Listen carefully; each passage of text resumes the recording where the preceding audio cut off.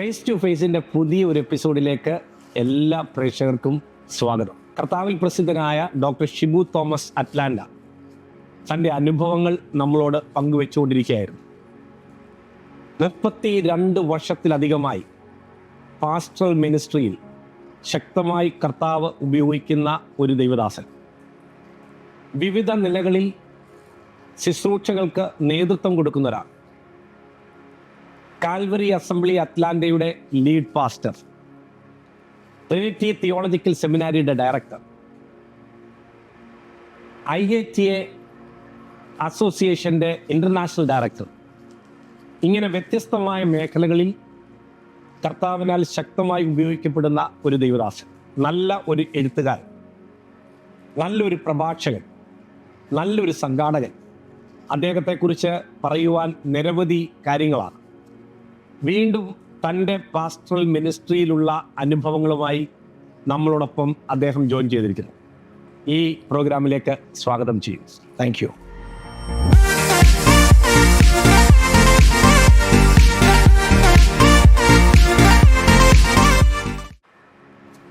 പാസ്റ്ററെ 32 വർഷത്തെ പാസ്റ്ററൽ എക്സ്പീരിയൻസിൽ എനിക്ക് വ്യക്തിപരമായി എന്നെ ഒത്തിരി സ്പർശിച്ചിട്ടുള്ള കുറച്ച് കാര്യങ്ങളുണ്ട്. അത് സഭയെ നയിക്കുന്ന ചില മേഖലകൾ. പ്രത്യേകിച്ച് എന്നെ ചലഞ്ച് ചെയ്ത ഒരു കാര്യം, പല ആളുകളിൽ നിന്നുള്ള അനുഭവങ്ങൾ, ടെസ്റ്റിമണികൾ ഞാൻ നേരിട്ട് കേട്ടത്. ഒരു സഭയിൽ ഒരാൾ ഒരു മരണത്തോടടുക്കുമ്പോൾ അവരുടെ ആ ലാസ്റ്റ് ടൈമിൽ അവർക്കുണ്ടാകുന്ന ഒരു ബുദ്ധിമുട്ടുണ്ട്. ആ മരണത്തിലേക്ക് പോകുന്ന ആളും ആ കുടുംബത്തിനും ഉണ്ടാകുന്ന ഒരനുഭവം. ആ അനുഭവത്തിൽ പാസ്റ്റ് എടുത്ത കുറച്ച് സ്റ്റെപ്പുകളുണ്ട്. അത് എന്നെ വ്യക്തിപരമായി ഭയങ്കരമായിട്ട് ചലഞ്ച് ചെയ്തിട്ടുണ്ട്. എടുത്തു പറയത്തക്ക ഒത്തിരി അനുഭവങ്ങളുണ്ട്. അത് പാസ്റ്ററിൽ നിന്ന് തന്നെ കേൾക്കാമെന്നാണ് ഞാൻ ചിന്തിക്കുന്നത്. എങ്ങനെയാണ് പാസ്റ്റർ ആ ഒരു മിനിസ്ട്രിയിലേക്ക് വന്നത്? എനിക്ക് തോന്നുന്നു വളരെ യുണീക്കായിട്ടുള്ളൊരു മിനിസ്ട്രി, വളരെ യുണീക്കാണ്. യെസ്, എൻ്റെ അറിവിൽ ആ തരത്തിൽ മിനിസ്ട്രി ചെയ്യുന്ന ഇന്ത്യയിലോ ഈവൻ US-ലോ അങ്ങനൊരു നിലയിലുള്ള ഒരു ശുശ്രൂഷ ചെയ്യുന്നവരെ കുറിച്ച് ഞാൻ കേട്ടിട്ടില്ല. അതൊരു പുതിയ അനുഭവമാണ്, പുതിയ അറിവാണ്. അപ്പോൾ തീർച്ചയായിട്ടും ഈ ഒരു എപ്പിസോഡിൽ കൂടെ ആ വിഷയങ്ങളെ സംസാരിക്കുമ്പോൾ അത് പാസ്റ്റേഴ്സിനും ഒക്കെ അതൊരു വലിയ അനുഗ്രഹമാവും. അതിനെക്കുറിച്ച് പാസ്റ്റർ ഒന്ന് സംസാരിക്കാം. അതിലേക്കുള്ള എൻട്രി എങ്ങനെയായിരുന്നു, എങ്ങനെയാണ് ആ മിനിസ്ട്രി ആശയം രൂപപ്പെട്ടത് എന്ന് പറയാം. Thank you so much. നല്ല ചോദ്യം. ശ്രദ്ധിക്കുന്ന എല്ലാവർക്കും ക്രിസ്തു യേശുവിൽ വന്ദനം അറിയിക്കുന്നു. പ്രത്യേകമായി പറഞ്ഞതുപോലെ പാസ്റ്ററൽ മിനിസ്ട്രിയിൽ ഞാൻ കഴിഞ്ഞ ഈ ഒരു 16 വർഷമായിട്ട് കാൽവറി അസംബ്ലിയിൽ നടക്കുന്ന പാസ്റ്ററൽ മിനിസ്ട്രിയിൽ എൻഡ് ഓഫ് ലൈഫ് മിനിസ്ട്രിയെക്കുറിച്ച് പറയാറുണ്ട്.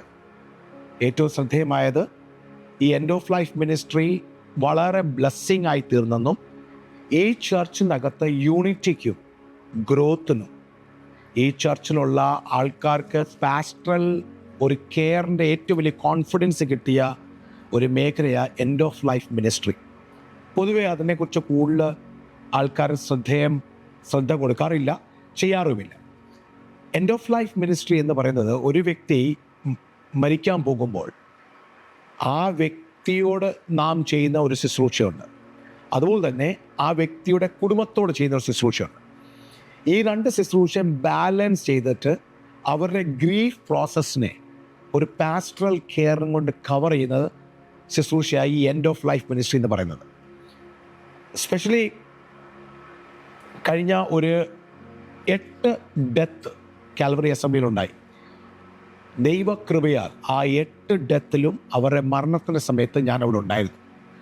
അപ്പോൾ എനിക്ക് കർത്താവിനോട് ഞാൻ പ്രാർത്ഥിക്കുന്ന പ്രാർത്ഥനയാണ്, അങ്ങനെ ആരെങ്കിലും ദൈവസഭയ്ക്കകത്ത് എൻ്റെ ഇടയ ശുശ്രൂഷയിലുള്ളിൽ ആരെങ്കിലും മരിക്കുവാണെങ്കിൽ കർത്താവോട് ഞാൻ പ്രാർത്ഥിക്കാറുണ്ട്, കർത്താവെ എന്നെ ആ സ്ഥലത്ത് ആ സമയത്ത് അവിടെ ആക്കണം.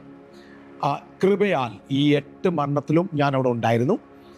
നാളെ അങ്ങനെ സംഭവിക്കണം എന്നില്ല, പക്ഷേ എൻ്റെ പ്രാർത്ഥന അങ്ങനെയാണ്. കാരണം അത് വളരെ ഇമ്പോർട്ടൻ്റ് ഒരു മിനിസ്ട്രിയാണ്.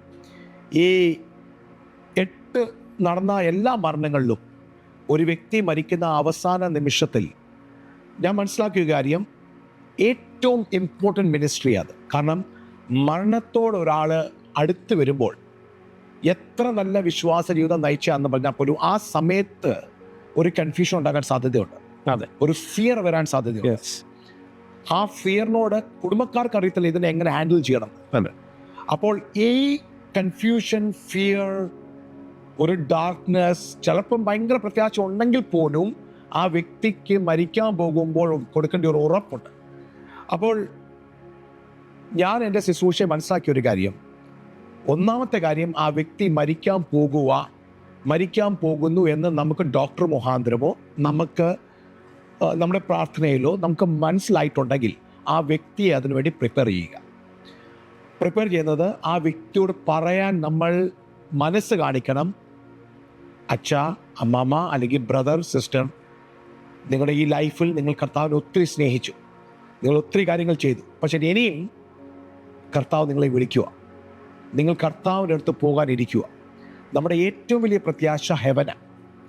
പെന്തിക്കോസ് ഉപദേശത്തിൽ നമ്മുടെ ഏറ്റവും ഫൈനൽ ഡെസ്റ്റിനേഷൻ ഹെവനാണ്. അതെ, ക്രിസ്തുവായിട്ടുള്ള നമ്മുടെ ഒരു പാർപ്പ്, അല്ലേ, ക്രിസ്തുവായിട്ടുള്ള നമ്മുടെ ആവാസം. അപ്പോൾ അതിലേക്കുള്ള അതിൻ്റെ വലിപ്പം, അത് എത്ര വലുതാണെന്ന് ആ സമയത്ത് ആ വ്യക്തിയെ പറഞ്ഞു ധരിപ്പിക്കുകയും പോകാൻ വേണ്ടി പ്രിപ്പയർ ആക്കുകയും അദ്ദേഹത്തിനോട് പറയുമോ നമ്മൾ പോകാൻ. പല പ്രാവശ്യം അവർ കണ്ണു തുറക്കത്തില്ലായിരിക്കും. എൻ്റെ ഈ ശുശ്രൂഷയിൽ മരിച്ച ഒരു കൂടുതൽ ആൾക്കാരും പ്രായമുള്ള ആൾക്കാരാണ്. അപ്പോൾ അവരുടെ എൻഡ് ഓഫ് ലൈഫിൽ അവർക്ക് ചിലപ്പം കണ്ണു തുറക്കത്തില്ല, കൺഫ്യൂസ് ആയിരിക്കും, പക്ഷേ ചെവിയിൽ അവർക്ക് കേൾക്കാൻ പറ്റും. പക്ഷേ അവർ ആ കൺഫ്യൂസ് സ്റ്റേറ്റിൽ എത്തുന്ന മുമ്പേ തന്നെ നമുക്ക് അവരെ പ്രിപ്പയർ ചെയ്യാൻ പറ്റും. ഇനി അതല്ലെങ്കിൽ പോലും അവർക്ക് കേൾക്കാൻ പറ്റും, പ്രതികരിക്കാൻ പറ്റത്തില്ല. അപ്പോൾ അവരെ പ്രിപ്പയർ ചെയ്യാമെങ്കിൽ നാം കർത്താവിനെ നിങ്ങൾ കാണാൻ പോകുന്നു, നമ്മൾ ഇത്രയും നാൾ പ്രാർത്ഥിച്ചതും ഇത്രയും നാൾ ആഗ്രഹിച്ചതും ഇതാ എന്ന് പറയാൻ ഒന്ന് ആ വ്യക്തിയോട് തയ്യാറാകണം. ആ വ്യക്തിയോട് തയ്യാറാകുമ്പോൾ തന്നെ കുടുംബക്കാരോട് നമ്മൾ ഈ കാര്യം പറയണം. പലയിടങ്ങളിൽ ഞാൻ കണ്ട ഒരു കാര്യം, പാസ്റ്റർമാർ ഇത് പറയാതിരിക്കുന്നത് കൊണ്ടും നമുക്ക് അവരോട് പറയും, ഒന്നും നിങ്ങൾ ഭാരപ്പെടേണ്ട, നിങ്ങൾ കർത്താവ് വിശ്വസിക്ക്, കർത്താവ് അത്ഭുതം ചെയ്യും. തീർച്ചയായിട്ടും നമ്മൾ പറയണ അത്ഭുതം ചെയ്യും, ദൈവം മരിച്ചവരെ ഉയർപ്പിക്കാനും പറ്റും. പക്ഷേ ദൈവം വിളിക്കുവാണെങ്കിൽ ഭൂമിയെക്കാട്ടിലും വലിയൊരു കാര്യം സ്വർഗമാണ്. അതെ, നമ്മൾ ഇത്ര നാൾ പഠിച്ചതും പഠിപ്പിച്ചതും അതാ. അപ്പോൾ ആ കുടുംബക്കാരോട് ഒരു ഫാൾസ് ഹോപ്പ് കൊടുക്കല്ലേ. അങ്ങനെ നമ്മൾ പറയുക തീർച്ചയായിട്ടും ദൈവം വിടുവിക്കും എന്ന് പറയുവാണെങ്കിൽ വാസ്തവമായി ദൈവം വിടുവിക്കുന്നു എന്ന് നിങ്ങൾ കണ്ടിട്ട് പിന്നെ അവിടെ എഴുന്നേക്കാവും. അതെ, അതെ. അതല്ലെങ്കിൽ ദൈവം വിളിക്കുവാണെങ്കിൽ ആ കുടുംബക്കാരോട് പറയണം. അങ്ങനെ പറയാത്തതും കൊണ്ട് ഞാൻ അറിയുന്ന ചില സഭകളിൽ നടന്ന വലിയ സംഭവങ്ങളുണ്ട്. അതെ, അങ്ങനെ പറയാത്തത് കൊണ്ട് ഉണ്ടായ ചില സംഭവങ്ങളുണ്ട്. അതെ, ഓക്കെ, അത് നമുക്ക് ചർച്ച ചെയ്യാം. പക്ഷേ അത് പറഞ്ഞതുകൊണ്ട് ഈ കുടുംബക്കാർക്ക് അല്പം ചിലപ്പോൾ പ്രയാസം ഉണ്ടെങ്കിൽ പോലും നമ്മൾ അവരെ പ്രിപ്പയർ ചെയ്യുക. നാളെ ഇയാൾ മരിക്കുവാണെങ്കിൽ അവർ ചോദ്യം ചെയ്യാൻ പാടില്ല, എന്തും കൊണ്ട്. പക്ഷേ കർത്താവ് എല്ലാവർക്കും ഒരു ആയുസ് കൊടുത്തിട്ടുണ്ട്. അപ്പോൾ അവരെ മാനസികമായി പ്രിപ്പയർ ചെയ്യുക, ഈ ആളിനോട് പറയുക. എൻഡ് ഓഫ് ലൈഫ് മിനിസ്ട്രി വളരെ പവർഫുൾ ആയിരിക്കും. ഇനിയും ഏതെങ്കിലും കാരണവശാൽ ഒരു വ്യക്തി വിശ്വാസത്തിൽ ഇടയ്ക്കൊന്ന് മാറിപ്പോയോ, അല്ലെങ്കിൽ ആ വിശ്വാസത്തിൽ ഒന്ന് വീക്കായി പോയ ഒരു വ്യക്തിയാ മരിക്കുന്നു എന്ന് നിങ്ങളൊന്ന് മനസ്സിൽ കാണുക. ആ വ്യക്തിയെ പോലും അവസാനമായി നമുക്ക് റിസ്റ്റോർ ചെയ്യാൻ പറ്റും. ആ എൻഡ് ഓഫ് ലൈഫ് മിനിസ്ട്രി അത്രയും പവർഫുള്ളാണ്. അതുപോലെ തന്നെ ഒരു വ്യക്തി നല്ല സ്ട്രെയിറ്റ് ഫെയ്ത്ത് നടന്നൊരു വ്യക്തിയും ലാസ്റ്റ് മിനിറ്റിൽ കൺഫ്യൂസ് ആയാൽ ആ വ്യക്തിയുടെ എൻഡിങ് വളരെ പരിതാപകരമായി, വിഷമമായി. ഒത്തിരി പേരെ നമ്മൾ കണ്ടിട്ടുണ്ട് അലറുന്നതും ഒത്തിരി വിഷമിച്ച് കരയുന്നതും ഒത്തിരി പേര് കണ്ടിട്ടുണ്ട്. അപ്പോൾ നല്ല രീതിയിൽ വിശ്വാസം നയിച്ചവർ പോലും ലാസ്റ്റ് മിനിറ്റിൽ കൺഫ്യൂസ് ആകാറുണ്ട്.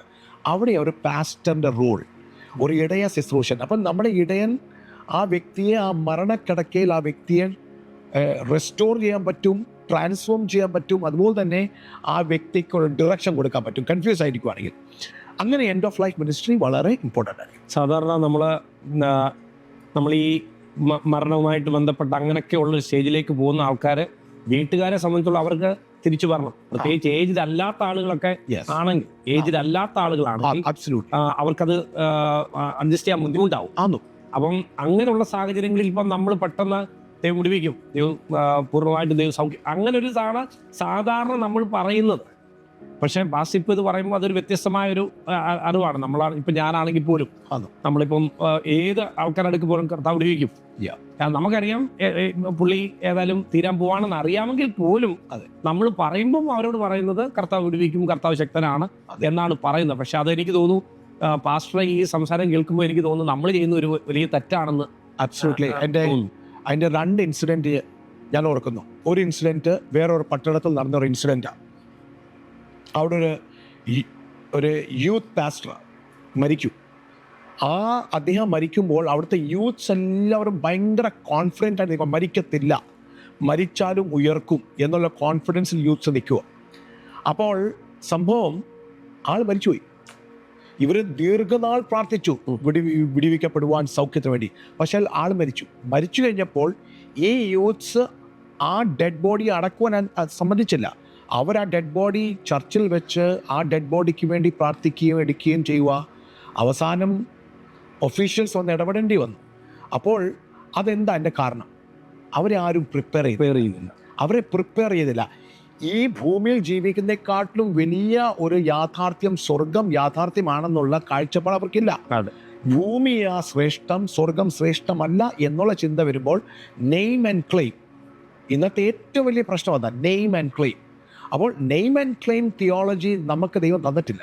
അതെ, ദൈവത്തിന് എല്ലാവർക്കും, ചിലർ കുഞ്ഞാവുമ്പോഴേ മരിക്കുന്നവരുണ്ട്, യൗവന പ്രായത്തിൽ മരിക്കുന്നവരുണ്ട്, പ്രായമായി മരിക്കുന്നവരുണ്ട്. ദൈവത്തിന് എല്ലാവർക്കും ഒരു സമയമുണ്ട്. അപ്പോൾ അങ്ങനെ ഒരു ഉപദേശം അവർക്ക് കൊടുക്കാത്തത് കൊണ്ട് അവർ ആ ഡെഡ് ബോഡി വെച്ച് പ്രാർത്ഥിക്കുക. 2-3 ദിവസമായിട്ട് ഡെഡ് ബോഡി അവിടെ നിന്ന് മാറ്റിയിട്ടില്ല അവർ. അപ്പോൾ അത് വലിയ പ്രശ്നം. വേറൊരു സ്ഥലത്തും ഇതുപോലൊരു സംഭവം സംഭവിച്ചിട്ടുണ്ട്. ഇതുപോലെ തന്നെ ഒരു യൂത്ത് ആയ ഒരു മിനിസ്റ്റർ മരിക്കുന്നു. ആ വീട്ടുകാരെ പ്രിപ്പയർ ചെയ്തിട്ടില്ല, വീട്ടുകാരോട് പറഞ്ഞിട്ടില്ല ഇപ്പോൾ ജീവിക്കും, ഇപ്പോൾ റെഡിയാകും, നിങ്ങൾ വിശ്വസിക്കില്ലേ, വിശ്വാസം വിട്ടുകളയല്ലേ, നിങ്ങൾ ഒരു അല്പം പോലും ഡൗട്ട് വന്നാൽ അത് നമുക്ക് നല്ലതല്ല. അപ്പോൾ ഡൗട്ട് ഇല്ലാതെ ഇവരങ്ങ് അപ്പുറം വിശ്വസിക്കുക. ആ യൂത്ത് മിനിസ്റ്ററിൻ്റെ ഭാര്യയ്ക്ക് അത് അക്സെപ്റ്റ് ചെയ്യാൻ ബുദ്ധിമുട്ടായിരുന്നു. ഷോക്കിലായിപ്പോയി മരിച്ചു കഴിഞ്ഞപ്പോൾ, ബിക്കോസ് നോബഡി പ്രിപ്പയർഡ്. അപ്പോൾ ഒരു പാസ്റ്ററിൻ്റെ റോളായത് അങ്ങനത്തെ കാര്യങ്ങൾ സംഭവിക്കും. കാരണം അതൊരു ഫോൾസ് ഹോപ്പായി. നമ്മളത് വിടുവിക്കും പറഞ്ഞിട്ട് വിടുവിക്കപ്പെട്ടില്ലെങ്കിൽ ആ പാസ്റ്റർ കൊടുത്തൊരു ഫോൾസ് ഹോപ്പാണ്. ആ ഫോൾസ് ഹോപ്പ് കൊടുക്കാൻ നമുക്ക്, കാരണം നമുക്ക് പോലും അറിയത്തില്ല, ഒരു പാസ്റ്ററിന് അറിയത്തില്ല ഈ വ്യക്തി വിടുവിക്കപ്പെടുമോ, ഈ വ്യക്തി സ്വർഗത്തിലേക്ക് പോകുവാണോ, നമുക്കറിയത്തില്ല. അതുകൊണ്ട് നമ്മൾ അവരെ രണ്ടിനും പ്രിപ്പയർ ചെയ്യണം. കർത്താവ് ഒരു വ്യക്തിയെ മരിച്ചാൽ പോലും ഉയർപ്പിക്കാൻ പറ്റും. അങ്ങനെ കർത്താവ് ചെയ്തിട്ടുമുണ്ട്. രോഗികളെ കർത്താവ് സൗഖ്യമാക്കിയിട്ടുമുണ്ട്. ഓർഗൻസ് മാറിയിട്ടുണ്ട്. സൗഖ്യങ്ങൾ നടക്കുന്നുണ്ട്, ഇന്നും നടക്കും. പക്ഷേ നമുക്കറിയത്തില്ല ഈ വ്യക്തിക്ക് നടക്കുമ്പോൾ ഇല്ലെന്ന്. അല്ലെങ്കിൽ ആ കുടുംബത്തോട് വേണം കർത്താവ് സൗഖ്യമാക്കാൻ ശക്തരാണ്. നമ്മൾ സൗഖ്യത്തോടെയാണ് പ്രാർത്ഥിക്കുന്നത്. പക്ഷേ ഒരു കാര്യം മനസ്സിലാക്കണം, ഇതിനെക്കാട്ടിലും വലിയ കർത്താവ് ചിലപ്പോൾ അദ്ദേഹത്തിൻ്റെ ശുശ്രൂഷ തീർത്തിട്ട് സ്വർഗത്തിലേക്ക് വിളിക്കാനായിരിക്കും. അതിനു വേണ്ടിയും കൂടി പ്രിപ്പയർ ചെയ്യണം. ഈ 2 സംഭവങ്ങൾ ഞെട്ടിപ്പിക്കുന്ന സംഭവങ്ങളാണ്. ബിക്കോസ് അവരെ പ്രിപ്പയർ ചെയ്തില്ല. അതുകൊണ്ട് പ്രിപ്പറേഷൻ ഈസ് വെരി ഇമ്പോർട്ടൻറ്റ്. ഈ പ്രിപ്പറേഷൻ്റെ കാര്യം പറയുമ്പോൾ തന്നെ വീട്ടുകാരുടെ കാര്യം പറയാം. വീട്ടുകാർ എല്ലാവരും ഒരു മരണത്തിന് വേണ്ടി തയ്യാറല്ല. അവർക്ക് ഇനി ഒരാൾ മരിച്ചാൽ ഹാൻഡിൽ ചെയ്യാൻ അറിയത്തില്ല. ഒരു പാസ്റ്ററെ സംബന്ധിച്ച് ഇത്രയും വർഷത്തെ എക്സ്പീരിയൻസ് ഉള്ളത് കൊണ്ട് പല മരണ ശുശ്രൂഷകൾ ചെയ്യുകയും അടക്ക ശുശ്രൂഷകൾ ചെയ്യുകയും സെമിറ്ററിയിൽ കൊണ്ടുപോകുകയും മോർഗിൽ കൊണ്ടുപോകുന്ന ഇതെല്ലാം ഒരു പാസ്റ്റർ നന്നായി അറിയാം. ആ വീട്ടുകാരെ ആ സമയത്ത് എഡ്യൂക്കേറ്റ് ചെയ്യുന്ന കാര്യവും അവരെ ഡയറക്റ്റ് ചെയ്യുന്ന കാര്യവും, ഇനി അതല്ല അവർക്ക് ഡിസിഷൻ എടുക്കാൻ പറ്റിയില്ലെങ്കിൽ അവരോടൊപ്പം നിന്ന് ഡിസിഷൻ എടുക്കാനും ഒരു പാസ്റ്റർ തയ്യാറാകണം. നമ്മൾ പറയും നമ്മുടെ ശുശ്രൂഷ സ്റ്റേജിൽ പ്രസംഗിക്കുന്നത് മാത്രമല്ല, ഒരു ലൈഫിലെ ഹോളിസ്റ്റിക് മിനിസ്ട്രി ഒരു പാസ്റ്റർ മിനിസ്റ്റർ ഇടയ ശുശ്രൂഷ എന്ന് പറയുമ്പോൾ എല്ലാ തലത്തിലും വേണം. അപ്പോൾ നമുക്ക് ദൈവം നൽകി തന്ന വിസ്ഡം, എക്സ്പീരിയൻസ് അതിനുവേണ്ടി ഉപയോഗിക്കണം. കാൽവറി അസംബ്ലിയിൽ നടന്ന എല്ലാ മരണത്തിലും ഞങ്ങൾക്ക് പ്രത്യേകമായി ഈ ടീംസ് വളരെ വളരെ നല്ലൊരു ടീംസ് ഉണ്ട്. ഒരാൾ മരിച്ചാൽ ഈവൻ ഞങ്ങൾ ആ വീട്ടുകാരോട് ഒരു കാര്യം പോലും ചോദിക്കാറില്ല. ജസ്റ്റ് കോഫിൻ്റെ കളർ എന്തോ വേണമെന്ന് മാത്രം ചോദിക്കാറുണ്ട്. ബാക്കി എല്ലാ കാര്യവും, അതിൻ്റെ ആ ഫ്യൂണറൽ ഹോമിൻ്റെ കാര്യങ്ങൾ, സെമിട്രീൻ്റെ കാര്യങ്ങൾ, ഈവൻ കോഫിൻ ബോക്സ് വാങ്ങിക്കുന്ന കാര്യങ്ങൾ, എല്ലാ കാര്യങ്ങളും ഞങ്ങൾ അത് കൈകാര്യം ചെയ്യും. പാസ്റ്റർ പ്ലസ് ഞങ്ങളുടെ ലീഡർഷിപ്പ് ടീം അത് കൈകാര്യം ചെയ്യും. ആ വീട്ടുകാരൊന്നും അറിയത്തുപോലും ഇല്ല. എല്ലാം ചെയ്തതിന് ശേഷം അവരൊന്ന് പീസ്ഫുൾ ആയതിനു ശേഷമേ ഈ കാര്യം അവരോട് സംസാരിക്കാറുള്ളൂ. അപ്പം ഞാൻ പറഞ്ഞ ഒരു പാസ്റ്ററൽ കെയറിനകത്ത് എല്ലാ ചർച്ചയും ചിലപ്പോൾ അത് ചെയ്യാൻ പറ്റത്തില്ലായിരിക്കും. ശരി, എക്സ്പെൻസ് ചെയ്യാൻ പറ്റത്തില്ല. പക്ഷേ എക്സ്പെൻസ് അല്ല, അവരെ അവിടെ നിന്ന് ലീഡ് ചെയ്യുന്ന കാര്യം പാസ്റ്ററൽ കെയറിൽ വളരെ ഇമ്പോർട്ടൻ്റാണ്. അങ്ങനെ ചെയ്ത എല്ലാ കുടുംബങ്ങളോടും നിങ്ങൾ ചോദിക്കുകയാണെങ്കിൽ അവർ പറയും, ഞങ്ങൾക്ക് ഈ പാസ്റ്ററെ മറക്കാൻ പറ്റത്തില്ല, ഞങ്ങൾക്ക് ഈ ചർച്ചിനെ മറക്കാൻ പറ്റത്തില്ല, ഞങ്ങളുടെ ഏറ്റവും വിഷമ പ്രതിസന്ധിയിൽ ഞങ്ങൾ എന്തു ചെയ്യും ഞങ്ങൾക്ക് അറിയാൻ വയ്യാതിരുന്നപ്പോൾ. സ്പെഷ്യലി അവർ കൺഫ്യൂസ്ഡ്. അവർ പേരൻ്റ് ആയാലും എത്ര പ്രായമായാലും അവർ കൺഫ്യൂസ്ഡാ. അവരുടെ ആ സമയത്ത് അവരുടെ ബ്രെയിൻ വർക്ക് ചെയ്യത്തില്ല. അവിടെ നമ്മളെ ഹെൽപ്പ് ചെയ്യും. So end of life ministry is very powerful. പക്ഷേ എനിക്ക് ഇത് പറഞ്ഞു വന്നപ്പം എൻ്റെ റീസെൻ്റ്ലി ഞാൻ എൻകൗണ്ടർ ചെയ്തൊരു പ്രോബ്ലമാണ്. ഒരു ചർച്ചിലെ ഒരു യങ് ആള് ഒരു ആക്സിഡൻറ്റിൽ മരിക്കും. ജോലി കിട്ടി ഒരു മാസം കണ്ടായി കഴിഞ്ഞപ്പോഴാണ് ഫസ്റ്റ് സാലറി ഒക്കെ മേടിച്ച് വീട്ടിലേക്ക് വരുന്ന വഴിക്കാണ്. നല്ലൊരു വിശ്വാസിയാണ്. പക്ഷേ അത് ചർച്ചിന് മുഴുവനും ഷോക്കായി. അവർക്ക് ഇപ്പോഴും അതിനെ അങ്ങോട്ട് അക്സെപ്റ്റ് ചെയ്യാനൊന്നും പറ്റാത്തൊരു സാഹചര്യമായിരുന്നു. ഞാൻ അവിടെ ഒന്ന് പോയി അവരെ ഒന്ന് എൻകറേജ് ചെയ്യാനായിട്ടൊക്കെ പോയിരുന്നു. അപ്പോൾ അങ്ങനെയുള്ള സ്ഥലങ്ങളിലും ഈ ഒരു ഇത് പറഞ്ഞിവരെ ഈ ഇറ്റേണൽ ഹോപ്പിനെ കറക്റ്റായിട്ട് കൊടുക്കാനും എന്തുകൊണ്ടാണിത് അതിനെക്കുറിച്ച് എന്തായിരിക്കും അങ്ങനെ പോകുന്ന യങ് ഏജിൽ ആക്സിഡൻറ്റിലോ ഏത് നിലയിലും മരണം സംഭവിക്കാമല്ലോ. നമ്മൾ ചിലപ്പം ഈ വാർദ്ധക്യമായി അങ്ങനെ മരിക്കുന്നതല്ല, ചിലപ്പം അല്ലാതെയും മരിക്കാം യങ് ഏജിൽ. അങ്ങനെയൊക്കെ ഉള്ളപ്പം എന്താണ് നമുക്ക് അവരോട് ഒന്ന് പറയാൻ പറ്റുന്ന ഷോക്കിംഗ് സംഭവം? അതൊക്കെ നമുക്ക് പ്രതീക്ഷിക്കാത്ത സമയത്ത് സഡൻലി സംഭവിക്കുന്ന ഒരു ഷോക്കിംഗ് സംഭവമാണ്. ആ ഗ്രീഫൊക്കെ ഭയങ്കര ഗ്രീഫായിരിക്കും. പക്ഷേ ദൈവവചനത്തിൻ്റെ ആധാരത്തിൽ ഒരു വ്യക്തിയുടെ ആയുസ് ദൈവമാ തീരുമാനിക്കുന്നത് ആണ്. ആ ദൈവത്തിൻ്റെ പരമാധികാരം, സോവറിറ്റി ഓഫ് ഗോഡ് നമുക്കറിയത്തില്ല. അത് നമ്മുടെ ബ്രെയിനിൽ നമുക്ക് ചിന്തിക്കാം, എന്നാലും ഇതൊരു ടൈം അല്ലായിരുന്നല്ലോ, ഇതൊരു ഓഫ് സീസൺ ആയിരുന്നല്ലോ, ഈ വ്യക്തി മരിക്കേണ്ടി അല്ലായിരുന്നു എന്ന് നമ്മൾ ചിന്തിച്ചാൽ പോലും സോവറിറ്റി ഓഫ് ഗോഡ്, ദൈവത്തിൻ്റെ പരമാധികാരത്തിൽ, ദൈവത്തിൻ്റെ പരമ അറിവിൽ ആ കാര്യം ഓൾറെഡി ദൈവം തീരുമാനിച്ചു. അപ്പോൾ ദൈവം ആ വ്യക്തിക്ക് അത്ര ആയുസ് കൊടുത്തിട്ടുള്ളൂ. പക്ഷെ ആ ഒരു കാര്യം ഈ ഫാമിലിയെ പറഞ്ഞ് മനസ്സിലാക്കുവാനും ചർച്ചിൽ പറഞ്ഞ് മനസ്സിലാക്കുവാനും ഇതിനേക്കാട്ടിലും ശ്രേഷ്ഠകരമായ ഒരു കാര്യത്തിലാണല്ലോ നമ്മൾ വിശ്വസിക്കുന്നത്. ഈ ഭൂമിയിലുള്ള നിവാസം, ഇവിടെയുള്ള വാസത്തെക്കാട്ടിലും സ്വർഗത്തിലെ വാസത്തെക്കുറിച്ചാണ് നമ്മൾ ഏറ്റവും കൂടുതൽ പഠിപ്പിലുള്ളതും. നമ്മളെ രക്ഷിക്കപ്പെടുന്നത് എന്തിനാ? നമ്മളെല്ലാവരും അറിയാം, നമ്മൾ മരിക്കും, എപ്പോഴാണ് മരിക്കുന്നത് അറിയാൻ വയ്യാത്തതും കൊണ്ട് നമ്മൾ രക്ഷിക്കപ്പെടുന്നത് തന്നെ.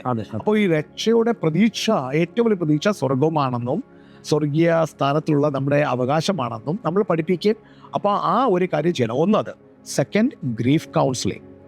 ഗ്രീഫ് കൗൺസിലിംഗ് എന്ന് പറയുമ്പോൾ ഒരു ഗ്രൂപ്പായിട്ട് തന്നെ ചെയ്യാൻ പറ്റും. ഇതുപോലത്തെ ഒരു സംഭവത്തായി ഈ ഗ്രീഫ് കൗൺസിലിംഗ് ചെയ്യുന്നത്. ഗ്രീഫ് കൗൺസിലിങ്ങിൻ്റെ ഒരു വേറെ ചാപ്റ്റർ ഇന്ന് നമുക്ക് ഈ വേദിയിൽ ഡിസ്കസ് ചെയ്യാൻ പറ്റത്തില്ല. പക്ഷേ ഗ്രീഫ് കൗൺസിലിംഗ് അത് ഒറ്റയാളായിട്ട് നമ്മൾ ചെയ്യാറുണ്ട്, ഗ്രൂപ്പായിട്ട് ചെയ്യാറുണ്ട്. ഇപ്പോൾ സംസാരിച്ചത് ഒരു ചർച്ച. അപ്പോൾ ആ ഗ്രീഫിനെ എങ്ങനെ നമുക്ക് അതിജീവിക്കാൻ പറ്റും, ആ രീതിയിലുള്ള ബിബ്ലിക്കൽ ഫെയ്ത്ത് ബേസ്ഡ് കൗൺസിലിംഗ് ഉണ്ട്. ആ ഫെയ്ത്ത് ബേസ്ഡ് കൗൺസിലിങ്ങിൽ അവരെ നമുക്ക് പറഞ്ഞു കൊടുക്കുക. വേറെ ആ ഒരു സ്ട്രക്ചർ, ഈ യാഥാർത്ഥ്യം ഉള്ളപ്പോൾ തന്നെ ഇതിനെക്കാട്ടിലും വലിയൊരു യാഥാർത്ഥ്യം സ്വർഗീയ യാഥാർത്ഥ്യമാണെന്നും ദൈവം അദ്ദേഹത്തെ അദ്ദേഹം കൂടുതൽ സ്നേഹിക്കുന്നു എന്നും ഈ മാതാപിതാക്കളോടൊപ്പം നിന്നിട്ട് ഈ വ്യക്തി ജീവിച്ച് ചിലപ്പോൾ ഒത്തിരി കാര്യങ്ങൾ നേടാമായിരുന്നു, പക്ഷെ അതിനെക്കാട്ടിലും വലിയ കാര്യം കർത്താവിൻ്റെ സന്നിധിയിലായിരിക്കുന്നു എന്ന് നമ്മൾ അവരെ പഠിപ്പിക്കുകയും ആ ഗ്രീഫ് കൗൺസിലിംഗ് കൊടുക്കാൻ പറ്റുമെങ്കിൽ ഒരു ഗ്രൂപ്പ് കൗൺസിലിംഗ് തന്നെ ആ ചർച്ചിന് അതിന് വളരെ ബ്ലെസ്സിങ് ആയിത്തീരും. അനുഭവത്തിൽ കൂടി തന്നെ ഞാൻ കണ്ട ഒത്തിരി യുവജനങ്ങളിൽ ഉണ്ടായ ചില മരണങ്ങൾ ഞാൻ കണ്ടിട്ടുണ്ട്. ആ പേരൻസിനോട് ഞാൻ സംസാരിച്ചിട്ടുണ്ട്. വളരെ ടഫാണ്. ആ പേരൻസിനോട് ആ സമയത്ത് എന്ത് പറഞ്ഞാലും മനസ്സിലാകത്തില്ല. പല പ്രാവശ്യവും നമ്മൾ അവരോട് സമീപിക്കുന്നത് എല്ലാം പറഞ്ഞുകൊണ്ടല്ല, അവരുടെ ആ ഗ്രീഫിൽ കൂടെ നിന്നാൽ മതി.